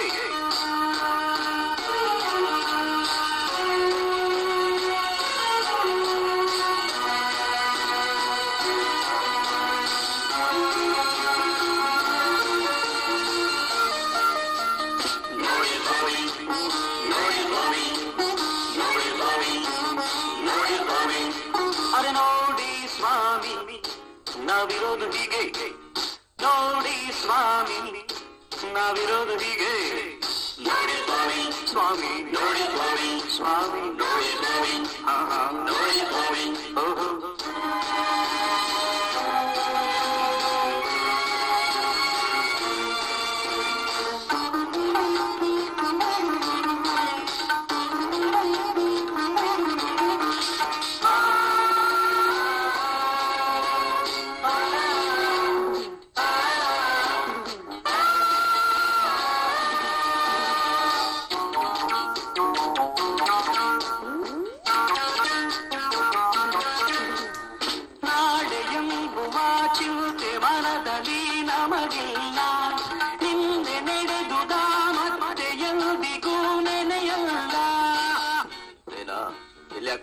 ನಮಸ್ಕಾರ. ಈಗ ಹಾಡ್ಕೊಂಡು ಕಾಲ ಕಳೆದ್ರೆ ಏನು ಸಾಧಿಸೋಕ್ ಆಗೋದಿಲ್ಲ ಮೈಸೂರು ಮಠ. ಜೀವನದಲ್ಲಿ ಧ್ಯೇಯ ಮುಖ್ಯ. ನನ್ನೇ ನೋಡು, ಗುಮಾಸ್ತೆ ಕುರ್ಚಿಲ್ ಕೂತ್ಕೊಂಡು ಕತ್ತೆ ದುಡ್ದಿದ್ದಕ್ಕೆ ಇವತ್ತಿನ ದಿವಸ ಇನ್ಕಮ್ ಟ್ಯಾಕ್ಸ್ ಸೂಪರಿಂಟೆಂಡೆಂಟ್. ಈಗ ಹೇಳು ನಿನ್ ಧ್ಯೇಯ ಏನು? ಸ್ವಾಮಿ, ನಮ್ಮ ದೇಶದಲ್ಲಿ ನಮ್ಮ ವಂಶಕ್ಕಂತೂ ಪ್ರೈಮ್ ಮಿನಿಸ್ಟರ್ ಗಿರಿ ಕಟ್ಟಕ್ಕಿಲ್ಲ, ಅದಕ್ಕೆ ಪ್ರೆಸಿಡೆಂಟ್ ಆಫ್ ಇಂಡಿಯಾ ಆಗೋ ಧ್ಯೇಯ ಇದೆ ಅಷ್ಟೇ. ಪ್ರೆಸಿಡೆಂಟ್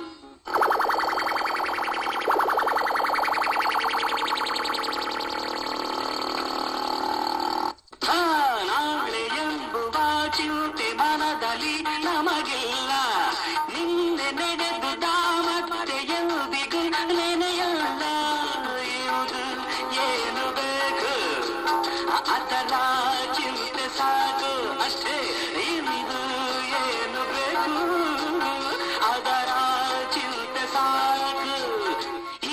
ಸಾಗೋ ರೀತಿ ಹೀಗೆ. ನೋಡಿ ಸ್ವಾಮಿ, ಅಪ್ಪಂತ ಭಾಯ್ ಐಸಾ ಹೇ ನೋಡಿ ಸ್ವಾಮಿ ನಾವಿರೋದು ಹೀಗೆ. ಅರೆ ನೋಡಿ ಸ್ವಾಮಿ ನಾವಿರೋದು ಹೀಗೆ.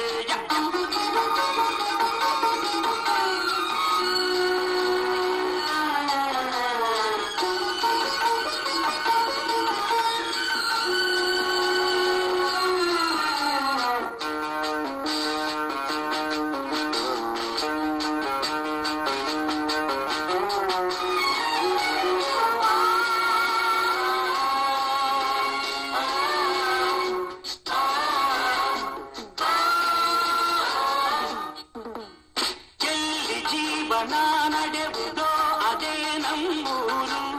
ಯಾರು ಸ್ನೇಹದಿ ಬರುವರೋ ಅವರೇ ನಮ್ಮೂರು.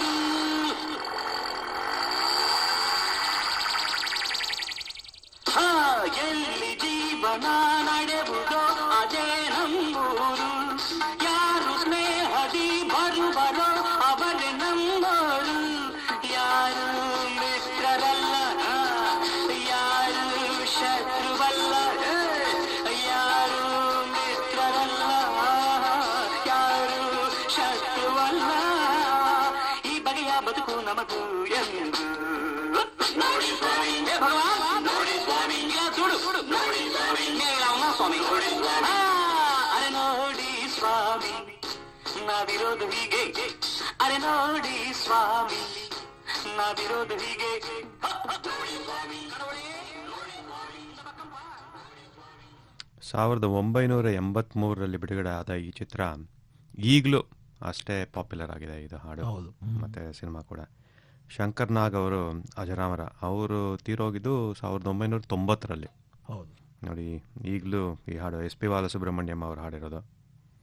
ಸೊ ಈ ಹಾಡಲ್ಲಿ ಒಂದು ಮೆಜೆಸ್ಟಿಕ್ಕಲ್ಲಿ ಒಂದು ಶಾಟ್ ಇದೆಯಾ, ಅವರು ಮೆಜೆಸ್ಟಿಕ್ ಬಸ್ ಸ್ಟ್ಯಾಂಡಲ್ಲಿ ನಡ್ಕೊಂಡು ಹೋಗ್ತಾರೆ. ಅದನ್ನು ಯಾವುದೋ ಒಂದು ಇಂಟರ್ವ್ಯೂಲಿ ನೋಡ್ತಾ ಇದ್ದೆ. ಸೊ ಕಾರಲ್ಲಿ ಬಂದ್ರಂತೆ, ಯಾರಿಗೂ ಏನೂ ಹೇಳಿಲ್ಲ, ಸುಮ್ಮನೆ ಒಂದು ಕ್ಯಾಮ್ರಾ ಇಟ್ಕೊಂಡು ಬಂದಿದ್ದಾರೆ. ಬಿಫೋರ್ ಅದೇ ಜನರಿಗೆ ಗೊತ್ತಾಗೋಕ್ಕಿಂತ ಮುಂಚೆನೇ ಇವರು ಶಾರ್ಟ್ ತಗೊಂಡು ಕಾರಲ್ಲಿ ಹತ್ತು ಹೋದ್ರಂತೆ. So very brilliant man Shankar Nag. ಅವ್ರ ಬಗ್ಗೆನೂ ಒಂದು ಸೆಗ್ಮೆಂಟ್ ಮಾಡಬೇಕು. ಹೌದು. ಆಮೇಲೆ ನಮ್ಮ ಕೇಳುಗರು ಒಬ್ಬರು ವಿಶ್ವರಾವ್ ಅವರು ಒಂದು ಮೆಸೇಜ್ ಕಳಿಸಿದ್ದಾರೆ. ನೀವು ಹೇಳಿದ್ದು ಅಭಿನವ್ ಥಿಯೇಟ್ರ್ ಅಲ್ಲ, ಅದು SC ರೋಡಲ್ಲಿ ಇದ್ದಿದ್ದು, ಎಸ್ಕಲೇಟರ್ ಇದ್ದಿದ್ದು ಅಭಿನಯ್ ಥಿಯೇಟ್ರ್ ಅಂತ. ಅದೇ ತಪ್ಪಾಯಿತು. ಥ್ಯಾಂಕ್ ಯು ವಿಶ್ವ ಅವ್ರಿಗೆ, ಧನ್ಯವಾದಗಳು ಕರೆಕ್ಷನ್ ಕಳಿಸೋದಕ್ಕೆ. ಈಗ ಬೆಂಗಳೂರಿಂದ ಪುಷ್ಪಾ ದೀಕ್ಷಿತ್ ಅವರು ಕನ್ನಡ ಭಾಷೆ ಬಗ್ಗೆ ಭಾಗ 2 ಒಂದು ಮಾಹಿತಿ ಕಳಿಸಿದ್ದಾರೆ, ಅದನ್ನ ಕೇಳೋಣ.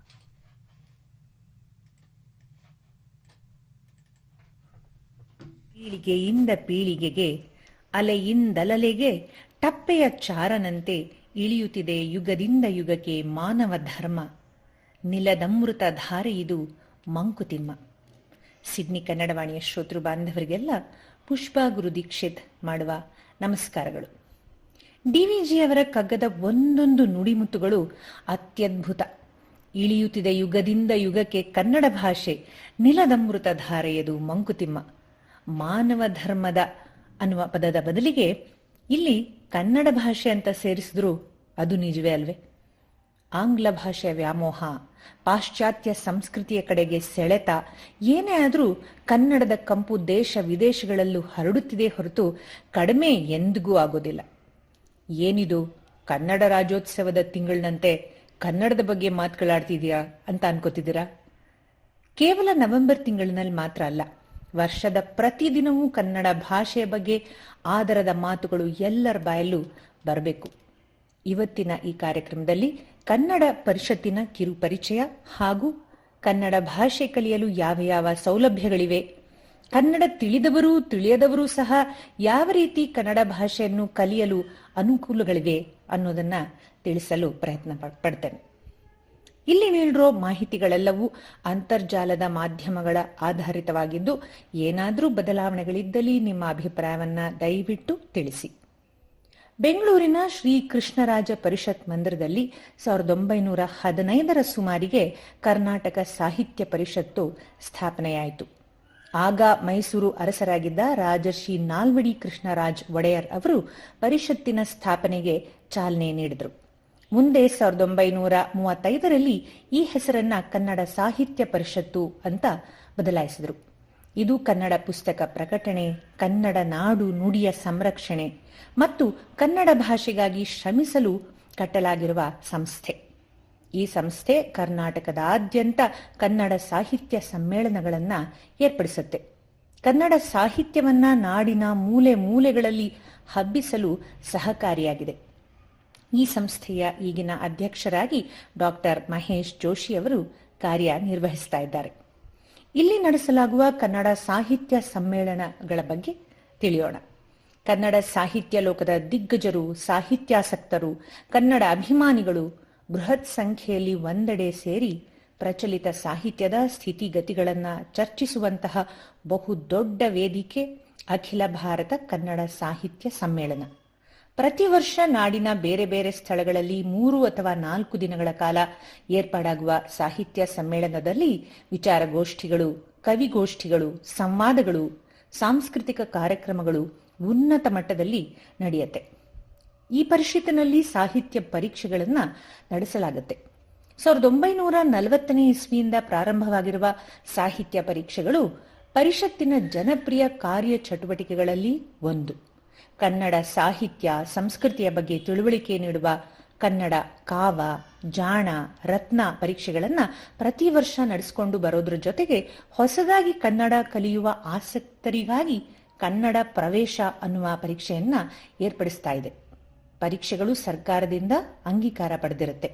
ಇದುವರೆಗೂ 1 ಲಕ್ಷಕ್ಕೂ ಹೆಚ್ಚು ಜನ ಸಾಹಿತ್ಯ ಪರೀಕ್ಷೆಗಳ ಪ್ರಯೋಜನವನ್ನ ಪಡೆದಿದ್ದಾರೆ. ಅಷ್ಟೇ ಅಲ್ಲದೆ ಕನ್ನಡ ವಿಶ್ವವಿದ್ಯಾಲಯ ಹಂಪಿಯು 2011ನೇ ಸಾಲಿನಿಂದ ಕನ್ನಡ ಸಾಹಿತ್ಯ ಪರಿಷತ್ತಿನಲ್ಲಿ ಕನ್ನಡ ಎಂಫಿಲ್ ಮತ್ತು PhD ಪದವಿಗಳಿಗೆ ಮಾನ್ಯತೆ ಪಡೆದಿದೆ. ಇನ್ನು ಕನ್ನಡ ಸಾಹಿತ್ಯ ಪರಿಷತ್ತಿನಲ್ಲಿ ಶಾಸನಶಾಸ್ತ್ರ ಮತ್ತು ಜಾನಪದ ಡಿಪ್ಲೊಮಾ ತರಗತಿಗಳು ಕೂಡ ನಡೀತಾ ಇವೆ. ಇದು 9 ತಿಂಗಳ ಕೋರ್ಸ್ ಆಗಿದ್ದು ಆಸಕ್ತರು ಹೆಚ್ಚಿನ ಮಾಹಿತಿಗಾಗಿ ಪರಿಷತ್ತನ್ನ ಸಂಪರ್ಕಿಸಬಹುದು. ಇದಲ್ಲದೆ ಇತರ ಕನ್ನಡ ಕಲಿಕೆಯ ಕೋರ್ಸ್ಗಳು ಮತ್ತು ಸಂಪನ್ಮೂಲಗಳು ಈ ರೀತಿ ಇವೆ. ಆಶಾ ಇನ್ಫಿನಿಟ್ ಫೌಂಡೇಶನ್ ಮಾತನಾಡುವ ಕನ್ನಡ, ಕನ್ನಡ ಓದು ಮತ್ತು ಬರವಣಿಗೆ ಮತ್ತು ಕನ್ನಡ ಮೆಚ್ಚುಗೆ ಕಾರ್ಯಾಗಾರ ಇಂತಹ ಕೋರ್ಸ್ಗಳನ್ನು ನೀಡುತ್ತೆ. ಭಾರತೀಯ ಭಾಷೆಗಳ ಕೇಂದ್ರ ಸಂಸ್ಥೆ CIIL ಕನ್ನಡದಲ್ಲಿ ದೂರ ಶಿಕ್ಷಣ ಕೋರ್ಸ್ ನಡೆಸುತ್ತೆ. ಇನ್ನು ಆನ್ಲೈನ್ ಕೋರ್ಸ್ಗಳಲ್ಲಿ ಸ್ವಯಂ 2 ಕನ್ನಡದಲ್ಲಿ ಮೂಲ ಕೋರ್ಸ್ ನೀಡುತ್ತೆ. ಕನ್ನಡ ಕಲಿಯಿರಿ ಸ್ಮಾರ್ಟ್ ಆಪ್ ಕನ್ನಡ ಕಲಿಯಲು ಮೊಬೈಲ್ ಅಪ್ಲಿಕೇಶನ್ ಒದಗಿಸುತ್ತೆ. ರಾಣಿ ಪಾರ್ವತಿ ದೇವಿ ಕಲಾ ಮತ್ತು ವಾಣಿಜ್ಯ ಕಾಲೇಜು ಕನ್ನಡದಲ್ಲಿ ಪ್ರಮಾಣ ಪತ್ರ ಕೋರ್ಸ್ ನೀಡುತ್ತೆ. ಕನ್ನಡ ಅಕಾಡೆಮಿ ಮೂಲ ಮತ್ತು ಸುಧಾರಿತ ಕನ್ನಡ ಪ್ರಮಾಣ ಪತ್ರ ಕೋರ್ಸ್ಗಳನ್ನು ನೀಡುತ್ತೆ. ಬಹುಭಾಷಿ ತರಗತಿಗಳು ಆನ್ಲೈನ್ ಕನ್ನಡ ತರಗತಿಗಳನ್ನು ನೇರ ಪ್ರಸಾರ ಮಾಡುತ್ತೆ. ಭಾಷಾ.io ಇಂಗ್ಲಿಷ್ ಮೂಲಕ ಕನ್ನಡ ಕಲಿಯುವ ಲೇಖನಗಳನ್ನು ಒಳಗೊಂಡಂತೆ ಆನ್ಲೈನ್ ಕನ್ನಡ ತರಗತಿಗಳು ಮತ್ತು ಸಂಪನ್ಮೂಲಗಳನ್ನು ನೀಡುತ್ತೆ. ಉಡೆಮಿ ಆರಂಭಿಕರಿಗಾಗಿ ಸೇರಿದಂತೆ ಹಲವಾರು ಕನ್ನಡ ಭಾಷಾ ಕೋರ್ಸ್ಗಳನ್ನು ಒಳಗೊಂಡಿದೆ. ಯೂಟ್ಯೂಬ್ನಲ್ಲಿ ಮಸಾಲಾ ಚಾಯ್ ಮೀಡಿಯಾದಂತಹ ಚಾನೆಲ್ಗಳು ಇಂಗ್ಲಿಷ್ ಮೂಲಕ ಮಾತನಾಡುವ ಕನ್ನಡದಲ್ಲಿ ಪಾಠಗಳನ್ನು ನೀಡುತ್ತವೆ. ಅನೇಕ ಕೋರ್ಸ್ಗಳು ಮಾತನಾಡುವ ಕನ್ನಡ, ಪ್ರಾಯೋಗಿಕ ಶಬ್ದಕೋಶ ಮತ್ತು ದೈನಂದಿನ ಸಂಭಾಷಣೆ ಕೌಶಲ್ಯಗಳನ್ನು ಒತ್ತಿ ಹೇಳುತ್ತವೆ. ಆಶಾ ಇನ್ಫಿನಿಟ್ ಫೌಂಡೇಶನ್ ಮತ್ತು ಕನ್ನಡ ಗೊತ್ತಿಲ್ಲ .com ಕೆಲವು ಕೋರ್ಸ್ಗಳು ಕನ್ನಡವನ್ನ ಪ್ರಾಥಮಿಕ ಬೋಧನೆಯ ಭಾಷೆಯಾಗಿ ಬಳಸುತ್ತವೆ. ಸೊ ಇನ್ಮೇಲೆ ಯಾರು ಕನ್ನಡ ಗೊತ್ತಿಲ್ಲ ಅಂತ ಹೇಳೋ ಹಾಗಿಲ್ಲ. ಇಷ್ಟೆಲ್ಲ ಸವಲತ್ತುಗಳಿದೆ ಅಲ್ವಾ, ಬಳಸ್ಕೊಳ್ಳಿ, ಕನ್ನಡ ಕಲ್ತ್ಕೊಳ್ಳಿ. ಈ ಕೋರ್ಸ್ಗಳಲ್ಲಿ ಇರುವ ಕಲಿಕಾ ಶೈಲಿಗಳ ವೈವಿಧ್ಯತೆ ಏನಂದ್ರೆ, ಕೆಲವು ಕೋರ್ಸ್ಗಳು ಆನ್ಲೈನ್ ಕೋರ್ಸ್ಗಳು, ಕೆಲವು ಕಾರ್ಯಾಗಾರಗಳು ಮತ್ತು ಕನ್ನಡ ಕಲಿಕೆಯ ಸಂವಹನಕ್ಕಾಗಿ ವಾಟ್ಸಪ್ ಗ್ರೂಪ್ಗಳು ಸೇರಿದಂತೆ ವಿವಿಧ ಕಲಿಕಾ ವಿಧಾನಗಳನ್ನು ಇವೆಲ್ಲ ನೀಡುತ್ತವೆ. ಕೆಲವು ಕೋರ್ಸ್ಗಳನ್ನು ನಿರ್ದಿಷ್ಟವಾಗಿ ಆರಂಭಿಕರಿಗಾಗಿ ಅಂದರೆ ಬಿಗಿನರ್ಸ್ಗಳಿಗೆ ವಿನ್ಯಾಸಗೊಳಿಸಲಾಗಿದೆ. ಆದರೆ ಇನ್ನು ಕೆಲವು ಪೂರ್ವ ಜ್ಞಾನ ಹೊಂದಿ ಇನ್ನೂ ಹೆಚ್ಚು ಕಲಿಯುವವರಿಗೆ ಅಂದರೆ ಕನ್ನಡ ಭಾಷೆಯ ಜ್ಞಾನವನ್ನು ಈಗಾಗಲೇ ಹೊಂದಿರುವವರಿಗೆ ಮಾಡಲಾಗುತ್ತೆ. ಹಲವು ಕೋರ್ಸ್ಗಳು ಕನ್ನಡ ಲಿಪಿಯನ್ನು ಕಲಿಯೋದು ಮತ್ತು ಓದುವ ಗ್ರಹಿಕೆಯನ್ನು ಸುಧಾರಿಸುವ ಪಾಠಗಳನ್ನು ಒಳಗೊಂಡಿದೆ. ತಂತ್ರಜ್ಞಾನದ ಬಳಕೆ ಕನ್ನಡ ಭಾಷಾ ಕಲಿಕೆಯಲ್ಲಿ ಹೇಗೆ ಅನ್ನೋದಾದ್ರೆ, ಕನ್ನಡ ಭಾಷಾ ಕಲಿಕೆಯನ್ನ ಸುಗಮಗೊಳಿಸಲು ಆನ್ಲೈನ್ ಪ್ಲಾಟ್ಫಾರ್ಮ್ಗಳು ಮತ್ತು ಮೊಬೈಲ್ ಅಪ್ಲಿಕೇಶನ್ಗಳನ್ನ ಬಳಸಲಾಗುತ್ತೆ. ಸರಿಯಾದ ಕೋರ್ಸ್ ಆಯ್ಕೆ ಮಾಡೋದು ಅತಿ ಮುಖ್ಯ. ಹೇಗೆ ಮಾಡೋದು ಹಾಗಾದ್ರೆ? ಕನ್ನಡ ಕೋರ್ಸ್ ಅನ್ನು ಆಯ್ಕೆ ಮಾಡುವಾಗ ನಿಮ್ಮ ಕಲಿಕೆಯ ಶೈಲಿ, ಪ್ರಾವೀಣ್ಯತೆಯ ಮಟ್ಟ ಮತ್ತು ಅಪೇಕ್ಷಿತ ಫಲಿತಾಂಶಗಳನ್ನ ಪರಿಗಣಿಸಿ.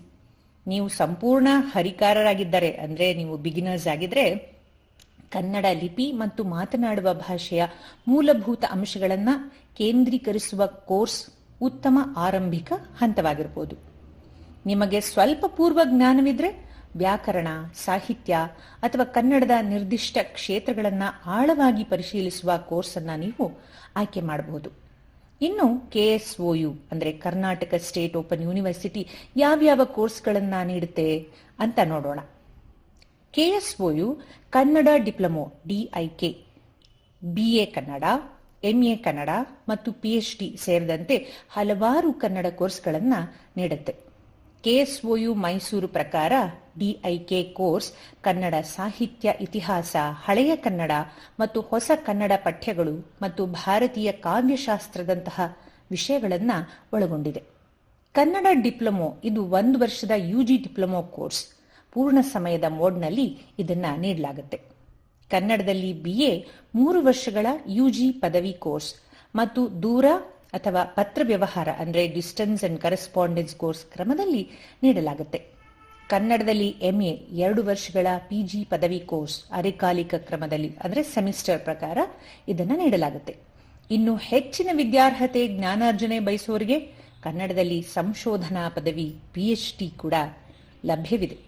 ಅಬ್ಬಾ, ಇಷ್ಟೆಲ್ಲ ಸವಲತ್ತುಗಳು ಕನ್ನಡ ಕಲಿಯಲು ನಾನಿಲ್ಲಿ ಕೊಟ್ಟಿರೋ ಮಾಹಿತಿ ಪ್ರಾಯಶಃ 50% ಕೂಡ ಇಲ್ಲದೆ ಇರ್ಬೋದು. ಹಾಗಾದ್ರೆ ಇನ್ನೇಕೆ ತಡ? ಕನ್ನಡ ಕಲೀರಿ, ಕನ್ನಡ ಕಲಿಸಿರಿ. ಆದರೆ ಕನ್ನಡ ಭಾಷೆನ ಉಳಿಸಿ ಅನ್ನೋ ಮಾತು ಬೇಡ. ಯಾಕೆ ಅಂತೀರಾ? ಅಳಿವಾಗುವುದನ್ನ ಉಳಿಸಬೇಕು, ಬೆಳಕಾಗಿರುವುದನ್ನ ಬಳಸಬೇಕು, ಬೆಳೆಸಬೇಕು. ನೀವೇನಂತೀರಾ? ಧನ್ಯವಾದ. ಧನ್ಯವಾದಗಳು ಪುಷ್ಪಾ ದೀಕ್ಷಿತ್ ಅವರಿಗೆ. ತುಂಬ ಚೆನ್ನಾಗಿ ಹೇಳಿದ್ರು. ಕನ್ನಡ ಕಲಿಯೋಕ್ಕೆ ಸವಲತ್ತುಗಳು ಹಲವಾರಿದೆ. ಅವರು MA ಕೋರ್ಸ್ ಬಗ್ಗೆ ಮಾತಾಡಿದ್ರು. ಮುಂದಿನ ವಾರ ಒಬ್ಬರು ಮೀಟ್ ಮಾಡಿದೆ. ಈಗ ರೀಸೆಂಟ್ ಪಾಸ್ಟಲ್ಲಿ ಒಂದು 3-4 ವರ್ಷದಿಂದ MA ಕನ್ನಡ MA ಕಂಪ್ಲೀಟ್ ಮಾಡಿದ್ದಾರೆ. ಅದನ್ನು ಸರಿ, ಬಹಳನೇ ಚೆನ್ನಾಗಿದೆ. ಅದ್ರ ಬಗ್ಗೆ ಮಾತಾಡೋಣ. ಧನ್ಯವಾದಗಳು ಪುಷ್ಪಾ ದೀಕ್ಷಿತ್ ಅವ್ರಿಗೆ, ಶ್ರೀಮತಿ ಪುಷ್ಪಾ ದೀಕ್ಷಿತ್ ಅವ್ರಿಗೆ. ಸಿಡ್ನಿಲಿ ನೀವು ಕನ್ನಡ ಕಲಿಬೇಕು ಅಂದರೆ ನಮ್ಮ ಕನ್ನಡ ಸಿಡ್ನಿ ಕನ್ನಡ ಶಾಲೆ ಇದೆ. ಶ್ರೀ ನಾರಾಯಣ್ ಕನಕಾಪುರ ದಂಪತಿಗಳು ಅವರು ನಡೆಸಿದ್ದಾರೆ. ಒಂದು 20-25 ವರ್ಷದಿಂದ ಕನ್ನಡ ಶಾಲೆ ನಡೆಸ್ತಾ ಇದ್ದಾರೆ. ನಿಮಗೆ ಒಂದು 2 ದಿನದ ಶಿಖರ ಆಯೋಜನೆ ಮಾಡಿದರು. 2 ದಿನದ ನಂತರ ನಿಮಗೆ ಕನ್ನಡ ಗೊತ್ತೇ ಇಲ್ಲ ಅಂತ ಇಟ್ಕೊಳ್ಳಿ, 2 ದಿನ ಆದಮೇಲೆ ನೀವು ಕನ್ನಡಲ್ಲಿ SMS ಮಾಡ್ಬೋದು. ಅಷ್ಟು ಚೆನ್ನಾಗಿ ಹೇಳ್ಕೊಡ್ತಾರೆ. ನಾನು ಕೂಡ ಇದು ಕೋರ್ಸ್ನ ನಾನು ಅಟೆಂಡ್ ಮಾಡಿದೆ. ಬಹಳ ಚೆನ್ನಾಗಿತ್ತು. ಹೌದು, ನಾರಾಯಣ್ ತುಂಬ ಡೆಡಿಕೇಟೆಡ್ ಪರ್ಸನ್ನು, ತುಂಬ ಚೆನ್ನಾಗಿ ಆರ್ಗನೈಸ್ ಮಾಡ್ತಾರೆ. ಈಗ ಹೇಳ್ತಾ ಇನ್ನೊಂದು ಸ್ಪಾನ್ಸರ್ ಸಂದೇಶ ಕೇಳೋಣ, ಅದಾದಮೇಲೆ ಕಾರ್ಯಕ್ರಮ ಮುಂದುವರಿಸೋಣ.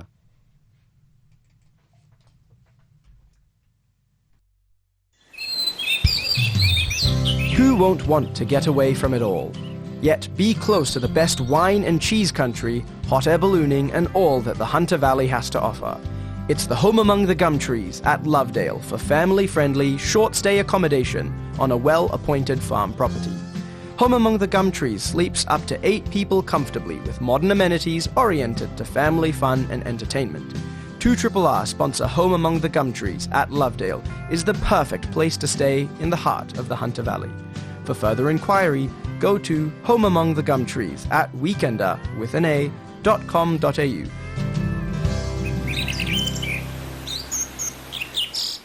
More than 421,000 people in Australia are living with dementia, and this is projected to increase to over 812,000 by 2054.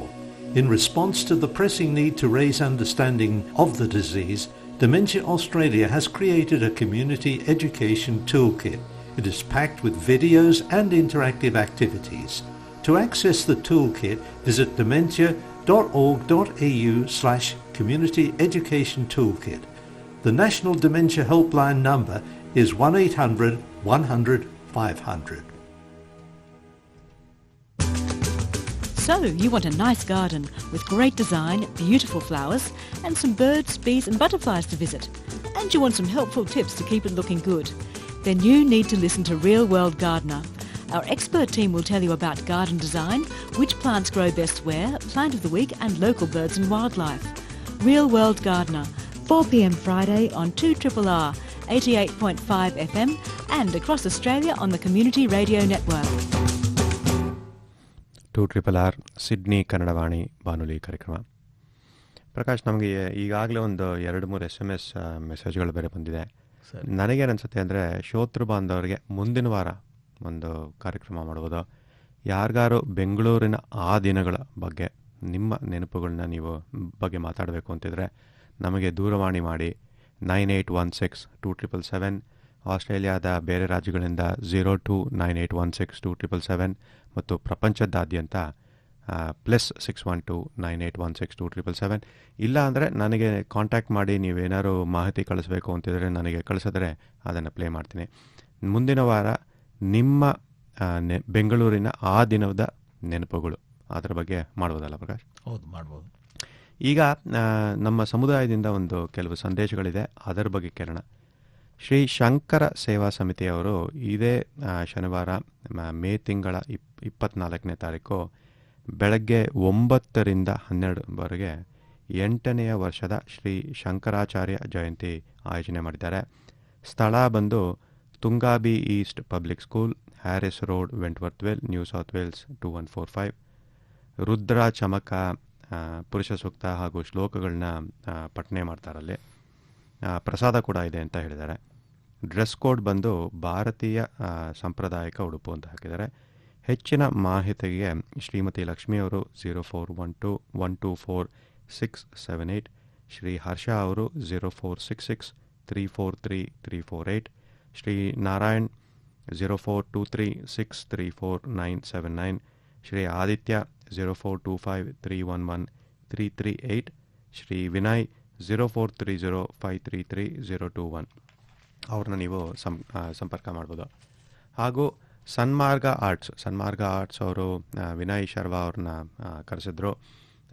ಅದೇ ಮೆಗಾ ಮೇ ಪ್ರಯುಕ್ತವಾಗಿ ಮೇ 25ನೇ ತಾರೀಕು ಸಂಗೀತ ಕಚೇರಿ ಆಯೋಜನೆ ಮಾಡಿದ್ದಾರೆ. ವಿದ್ವಾನ್ ಎಸ್ ಆದಿತ್ಯ ನಾರಾಯಣ್ ಗಾಯನ, ವಿದೂಷಿ ಮಹತಿ ಬಾಲಾಜಿ ಪಿಟೀಲು, ವಿದ್ವಾನ್ ಸುಮುಖ ಜಗದೀಶ್ ಅವರು ಮೃದಂಗ. ಸಂಜೆ 4 ರಿಂದ 6:30ವರೆಗೂ. ಸ್ಥಳ ಬಂದು ಬ್ಯಾಂಕ್ಸ್ಟೌನ್ ಆರ್ಟ್ ಸೆಂಟರ್, 5 ಒಲಿಂಪಿಕ್ ಪರೇಡ್, ಬ್ಯಾಂಕ್ಸ್ಟೌನ್. ಟಿಕೆಟ್ಟಿನ ಬೆಲೆ $30. ಹೆಚ್ಚಿನ ಮಾಹಿತಿಗೆ ಶ್ರೀ ಕೃಷ್ಣ ಅವರು 0411988206, ನಮ್ರತಾ 0421770820, ದೇವಾವ್ರತ್ ಅವರು 0468566063, ಕೌಸ್ತುಬ್ ಅವರು 0430442283 ಅವ್ರನ್ನ ಸಂಪರ್ಕ ಮಾಡ್ಬೋದು. ಸೊ ಮೆಜೆಸ್ಟಿಕ್ ಥಿಯೇಟ್ರ್ಗಳು ಮಾತಾಡಿದ್ವಿ. MG ರೋಡ್ ಬಗ್ಗೆ ಹೇಳಿ Prakash. MG road, commercial street, brigade road. MG ರೋಡಲ್ಲಿ ಆಗಿನ ಕಾಲದಲ್ಲಿ ಇಂಗ್ಲೀಷ್ ಮೂವೀಸ್ ನೋಡಬೇಕು ಅಂದರೆ ಅಲ್ಲೇ ಹೋಗ್ತಾ ಇದ್ವಿ ನಾವು. ಲೇಟ್ 70s 80s ಆ ಟೈಮಲ್ಲಿ. ಅಲ್ಲಿ ಬ್ಲೂ ಮೂನು, ಬ್ಲೂ ಡೈಮಂಡು, ಆಮೇಲೆ ಗ್ಯಾಲಕ್ಸಿ, ಸಿಂಫೋನಿ ಈ ಥಿಯೇಟರ್ಸ್ ಎಲ್ಲ ಇಂಗ್ಲೀಷ್ ಪಿಕ್ಚರ್ ಸುಮಾರು ರಿಲೀಸ್ ಆಗ್ತಾ ಇತ್ತು. ಆಮೇಲೆ ಯುಟಿಲಿಟಿ ಬಿಲ್ಡಿಂಗ್ ಮರೆಯೋಕ್ಕೆ ಆಗಲ್ಲ. ಕರೆಕ್ಟ್. ಸೊ ಆಗಿನ ಕಾಲದಲ್ಲಿ ಅದೇ ಟಾಲೆಸ್ಟ್ ಬಿಲ್ಡಿಂಗ್ ಬೆಂಗಳೂರು ಅಂದರೆ ಅಲ್ವಾ. ಐ ಥಿಂಕ್ 24 ಸ್ಟೋರಿ ಅಂತ ಕಾಣುತ್ತೆ. ಸೊ ಅದ್ರ ನೋಡೋದಕ್ಕೆ ಏನ್ ಕೆಲಸ ಇಲ್ಲ ಅಂದ್ರೆ ಸುಮ್ಮನೆ ವಾಕಿಂಗ್ ಅಲ್ಲಿ ಹೊರಟೋಗ್ತಾ ಇದ್ದೆ. ಅದು ಸಿಂಫೋನಿ ಮೇಲೆ ಇತ್ತೇನೋ ಅಲ್ಲ, ಸಿಂಫೋನಿ ಥಿಯೇಟರ್ ಮೇಲೆ. ಹೌದು. MG ರೋಡ್ ತುಂಬಾ ಚೆನ್ನಾಗಿತ್ತು ಮಹೇಶ್. ಒಂದ್ ಕಡೆ ಎಲ್ಲ ನೋಡಿ ಶಾಪ್ಸ್ ಇತ್ತು, ಕಮರ್ಷಿಯಲ್ ಬಿಲ್ಡಿಂಗ್ಸ್ ಒಂದ್ ಕಡೆ, ಒಂದ್ ಸೈಡ್ ಒಂದ್ ಲೈನ್ ಎಲ್ಲ ಇತ್ತು, ಇನ್ನೊಂದ್ ಸೈಡ್ ನೋಡಿದ್ರೆ ಬ್ಯೂಟಿಫುಲ್ ಗಾರ್ಡನ್ ಇತ್ತು. ಸೊ ಒಂಥರ ನೋಡೋಕ್ಕೆ ಚಂದ, ಅವಾಗ ತುಂಬಾ ಚೆನ್ನಾಗಿತ್ತು. ಯುಟಿಲಿಟಿ ಬಿಲ್ಡಿಂಗ್ ಅಂದರೆ 24ನೇ ಫ್ಲೋರಲ್ಲಿ ಟಾಪ್ ಕೆಫೆ ಅಂತ ಒಂದು ರೆಸ್ಟೋರೆಂಟ್ ಇತ್ತು. ಅಲ್ಲಿ ನಮ್ಮ ತಂದೆ ನಮ್ಮನ್ನು ಕರ್ಕೊಂಡು ಹೋಗೋರು. ಆಮೇಲೆ ಲೇಕ್ ವ್ಯೂ, MG ರೋಡಲ್ಲಿ ಲೇಕ್ ವ್ಯೂ ಇತ್ತು. ಬ್ರಿಗೇಡ್ ರೋಡಲ್ಲಿ ರೆಕ್ಸ್ ಥಿಯೇಟ್ರು, ಅದರ ಪಕ್ಕ ಅಲ್ಲಿ ಗ್ಯಾಲಕ್ಸಿ ಇತ್ತು. ಗ್ಯಾಲಕ್ಸಿ ಥಿಯೇಟ್ರು ಮತ್ತು ಕಾರ್ನರ್ಲಿ ಇನ್ನೊಂದು ಯಾವುದೋ ಇತ್ತು ನಮ್ಕ ಎಲ್ಲ. ಅಲ್ಲಿ ಬ್ರಿಗೇಡ್ ರೋಡಲ್ಲಿ ನೀವು ಬಟ್ಟೆಗಳು ತೊಗೊಬೇಕು ಅಂದರೆ ಕಮರ್ಷಿಯಲ್ ಸ್ಟ್ರೀಟಲ್ಲೂ ಅಷ್ಟೇ, ಕಮರ್ಷಿಯಲ್ ಸ್ಟ್ರೀಟಲ್ಲಿ ಬಹಳಷ್ಟು ಅಂಗಡಿಗಳಿತ್ತು. ಹೌದು, ಅಲ್ಲಿ Indian coffee house, Indian coffee house, coffee ತುಂಬ ಚೆನ್ನಾಗಿರ್ತಾ ಇತ್ತು ಅಲ್ಲಿ. ಯಾವಾಗೂ ಆ ಕಡೆ ಹೋದಾಗೆಲ್ಲ ಒಂದು ರೌಂಡ್ ಕಾಫಿ ಕುಡಿತಾ ಇದ್ವಿ, ತುಂಬ ಚೆನ್ನಾಗಿತ್ತು. ಇವಾಗ ಇದೆಯೋ ಇಲ್ಲೋ ಗೊತ್ತಿಲ್ಲ, ಈಗ ಇರಬಹುದೇನೋ ಅಲ್ವಾ. ಪುಸ್ತಕಗಳು ಅಷ್ಟೇ, ಹಳೆ ಪುಸ್ತಕಗಳು ಕೆಲವು ಅಂಗಡಿಗಳಿತ್ತು ಅಲ್ಲಿ. ಆಮೇಲೆ ಕಮರ್ಷಿಯಲ್ ಸ್ಟ್ರೀಟಲ್ಲಿ ಭಗತ್ ರಾಮ್ಸ್ ಇತ್ತು. ಭಗತ್ ರಾಮ್ಸಲ್ಲಿ ಸಮೋಸ, ಆಮೇಲೆ ಜಾಮೂನ್ ಮಾಡೋರು, ಅದು ಉದ್ದಾದೊಂದು ಜಾಮೂನು, ಕಚೋರಿ, ಅದೆಲ್ಲ. ಆಮೇಲೆ Kaveri emporium, Kaveri emporium, correct. ಅದನ್ನು ಮರೆಯೋಕ್ಕಾಗಲ್ಲ. ಅಲ್ಲಿಂದ ಆಕ್ಚುಲಿ ನಾವು ಫರ್ನಿಚರ್ ತೊಗೊಂಡ್ಬಂದ್ವಿ. ಕರೆಕ್ಟ್, ನಿಮ್ಮ ಮನೇಲಿ ಇದ್ದಿದ್ದೆಲ್ಲ ಅಲ್ಲಿಂದನೇ. ಮರೆಯೋಕ್ಕೆ ಆಗಲ್ಲ. 200-300 kg ಇರ್ಬೋದೇನೋ, ಇನ್ನೂ ಜಾಸ್ತಿ ಇತ್ತೇನೋ. ಇನ್ನೂ ಜಾಸ್ತಿ. ನಿಮ್ಮದು dining table set, sofa set, side ಟೇಬಲ್ಗಳು ಎಲ್ಲ ಕಾವೇರಿಯಿಂದಲೇ. ಹೆವಿ. ಅಲ್ಲಿಂದ ಶಿಫ್ಟ್ ಮಾಡಿಸಿದ್ವಿ ಅವಾಗ. ಆಯಿತು, ಬಂದು 25 ವರ್ಷ ಆಯಿತು ಅಂತ ಕಾಣುತ್ತೆ. ಇನ್ನು ಕಾವೇರಿ ಅಲ್ಲೇ ಇದೆ ಕಾರ್ನರ್ಲಿ, ಅಲ್ವಾ. ಸೊ ಹೀಗೆ ಹೇಳ್ತಾ ಅದೇ ಮುಂದಿನ ವಾರ ದಯವಿಟ್ಟು ನಮ್ಮ ಶ್ರೋತೃ ಬಾಂಧವರಿಗೆ ಒಂದು ಕೇಳಿಕೆ ಏನಂದರೆ, ನಿಮ್ಮ ಬೆಂಗಳೂರಿನ ಆ ದಿನಗಳ ನೆನಪುಗಳಿದ್ದರೆ ನಮಗೆ ದಯವಿಟ್ಟು ದೂರವಾಣಿ ಮಾಡಿ. ಮುಂದಿನ ವಾರ ಇಡೀ ಕಾರ್ಯಕ್ರಮನ ಬೆಂಗಳೂರಿನ ಆ ದಿನಗಳ ಬಗ್ಗೆ ಮತ್ತು ನಿಮ್ಮ ನೆನಪುಗಳ ಬಗ್ಗೆ ಮಾತಾಡೋಣ. ಈಗ ಒಂದು ಫ್ರೆಂಚ್ ಬಿರಿಯಾನಿ ಅಂತ ಒಂದು ಚಿತ್ರ ರಿಲೀಸ್ ಮಾಡಿದ್ರು ಈಗೊಂದು 2-3 ವರ್ಷದಿಂದ. ಅದರಲ್ಲಿ ಅದಿತಿ ಸಾಗರ್ ಅವರು ಒಂದು ಹಾಡು, ಅದನ್ನು ಕೇಳೋಣ. ಅದು ಬ್ಯಾಂಗ್ಳೂರ್ ಸಾಂಗ್ ಅಂತ ಚೆನ್ನಾಗಿದೆ, ಸ್ವಲ್ಪ ಮಾಡರ್ನ್ ಆಗಿದೆ. ಅದ್ರ ಬಗ್ಗೆ ಈಗ ಆ ಹಾಡನ್ನ ಈಗ ಕೇಳೋಣ.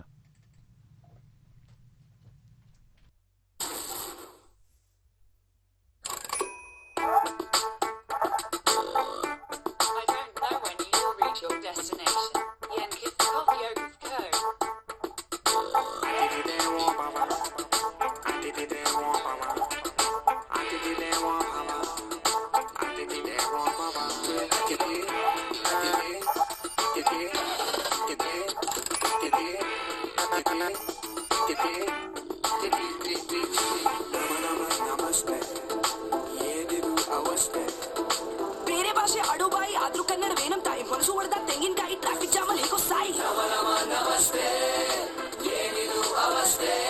ಇದೇನು ಹಂಪ ಇಲ್ಲ ಸಮಾಧಿನ, ಯಾಕಿಷ್ಟು ರಂಪ ಸ್ವಲ್ಪ ಸಮಾಧಾನ.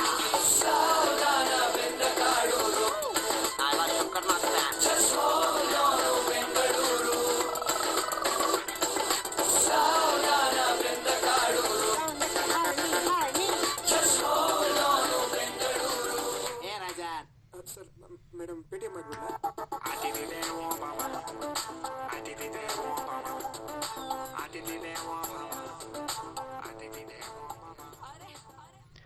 ಬೆಂಗಳೂರಿನ ಆ ದಿನಗಳು, ಅದರ ಬಗ್ಗೆ ನಾವು ಮಾತಾಡ್ತಾ ಇದ್ದೀವಿ. ಮುಂದಿನ ವಾರ ಕೂಡ ಬೆಂಗಳೂರಿನ ಆ ದಿನಗಳ ಬಗ್ಗೆ ಒಂದು ವಿಶೇಷ ಸೆಗ್ಮೆಂಟು. ಸೊ ನೀವು ಫೋನ್ ಮಾಡೋಂಗಿದ್ರೆ ದಯವಿಟ್ಟು ನೀವು ಫೋನ್ ಮಾಡಿ ನಮ್ಮ ಜೊತೆ ಮಾತಾಡ್ಬೋದು. ಬೆಂಗಳೂರು ಅಂತ ಬಂದರೆ ಇದೊಂದು ಹೇಳಲೇಬೇಕು, ಈ ಸತಿ ಕಪ್ಪು ನಮ್ಮದೇ. ಹಾಗೆ ಹೇಳ್ತಾ ಇವತ್ತಿನ ಕಾರ್ಯಕ್ರಮದ ಕೊನೆಗೆ ಬಂದಿದ್ದೇವೆ. ಇವತ್ತಿನ ಕಾರ್ಯಕ್ರಮದಲ್ಲಿ ಭಾಗವಹಿಸಿದ ಬೆಂಗಳೂರಿನ ಶ್ರೀ ಭಾರ್ಗವರಾಮ್ ಹಾಗೂ ಶ್ರೀಮತಿ ಪುಷ್ಪಾ ದೀಕ್ಷಿತ್ ಅವರಿಗೆ ಧನ್ಯವಾದಗಳು. ಹಾಗೆ ಹೇಳ್ತಾ ನಿಮ್ಮನ್ನು ಬೀಳ್ಕೊಡ್ತಾ ಇದ್ದೀನಿ. ನಾನು ಮಹೇಶ್ ರಾವ್, ಪ್ರಕಾಶ್ ದೇವ್. ಧನ್ಯವಾದಗಳು. ಕನ್ನಡ ಉಳಿಸಿ, ಕನ್ನಡ ಬಳಸಿ, ಕನ್ನಡ ಬೆಳೆಸಿ. ಸರ್ವೇ ಜನಾಃ ಸುಖಿನೋ ಭವಂತು. ಧನ್ಯವಾದಗಳು. ಧನ್ಯವಾದ.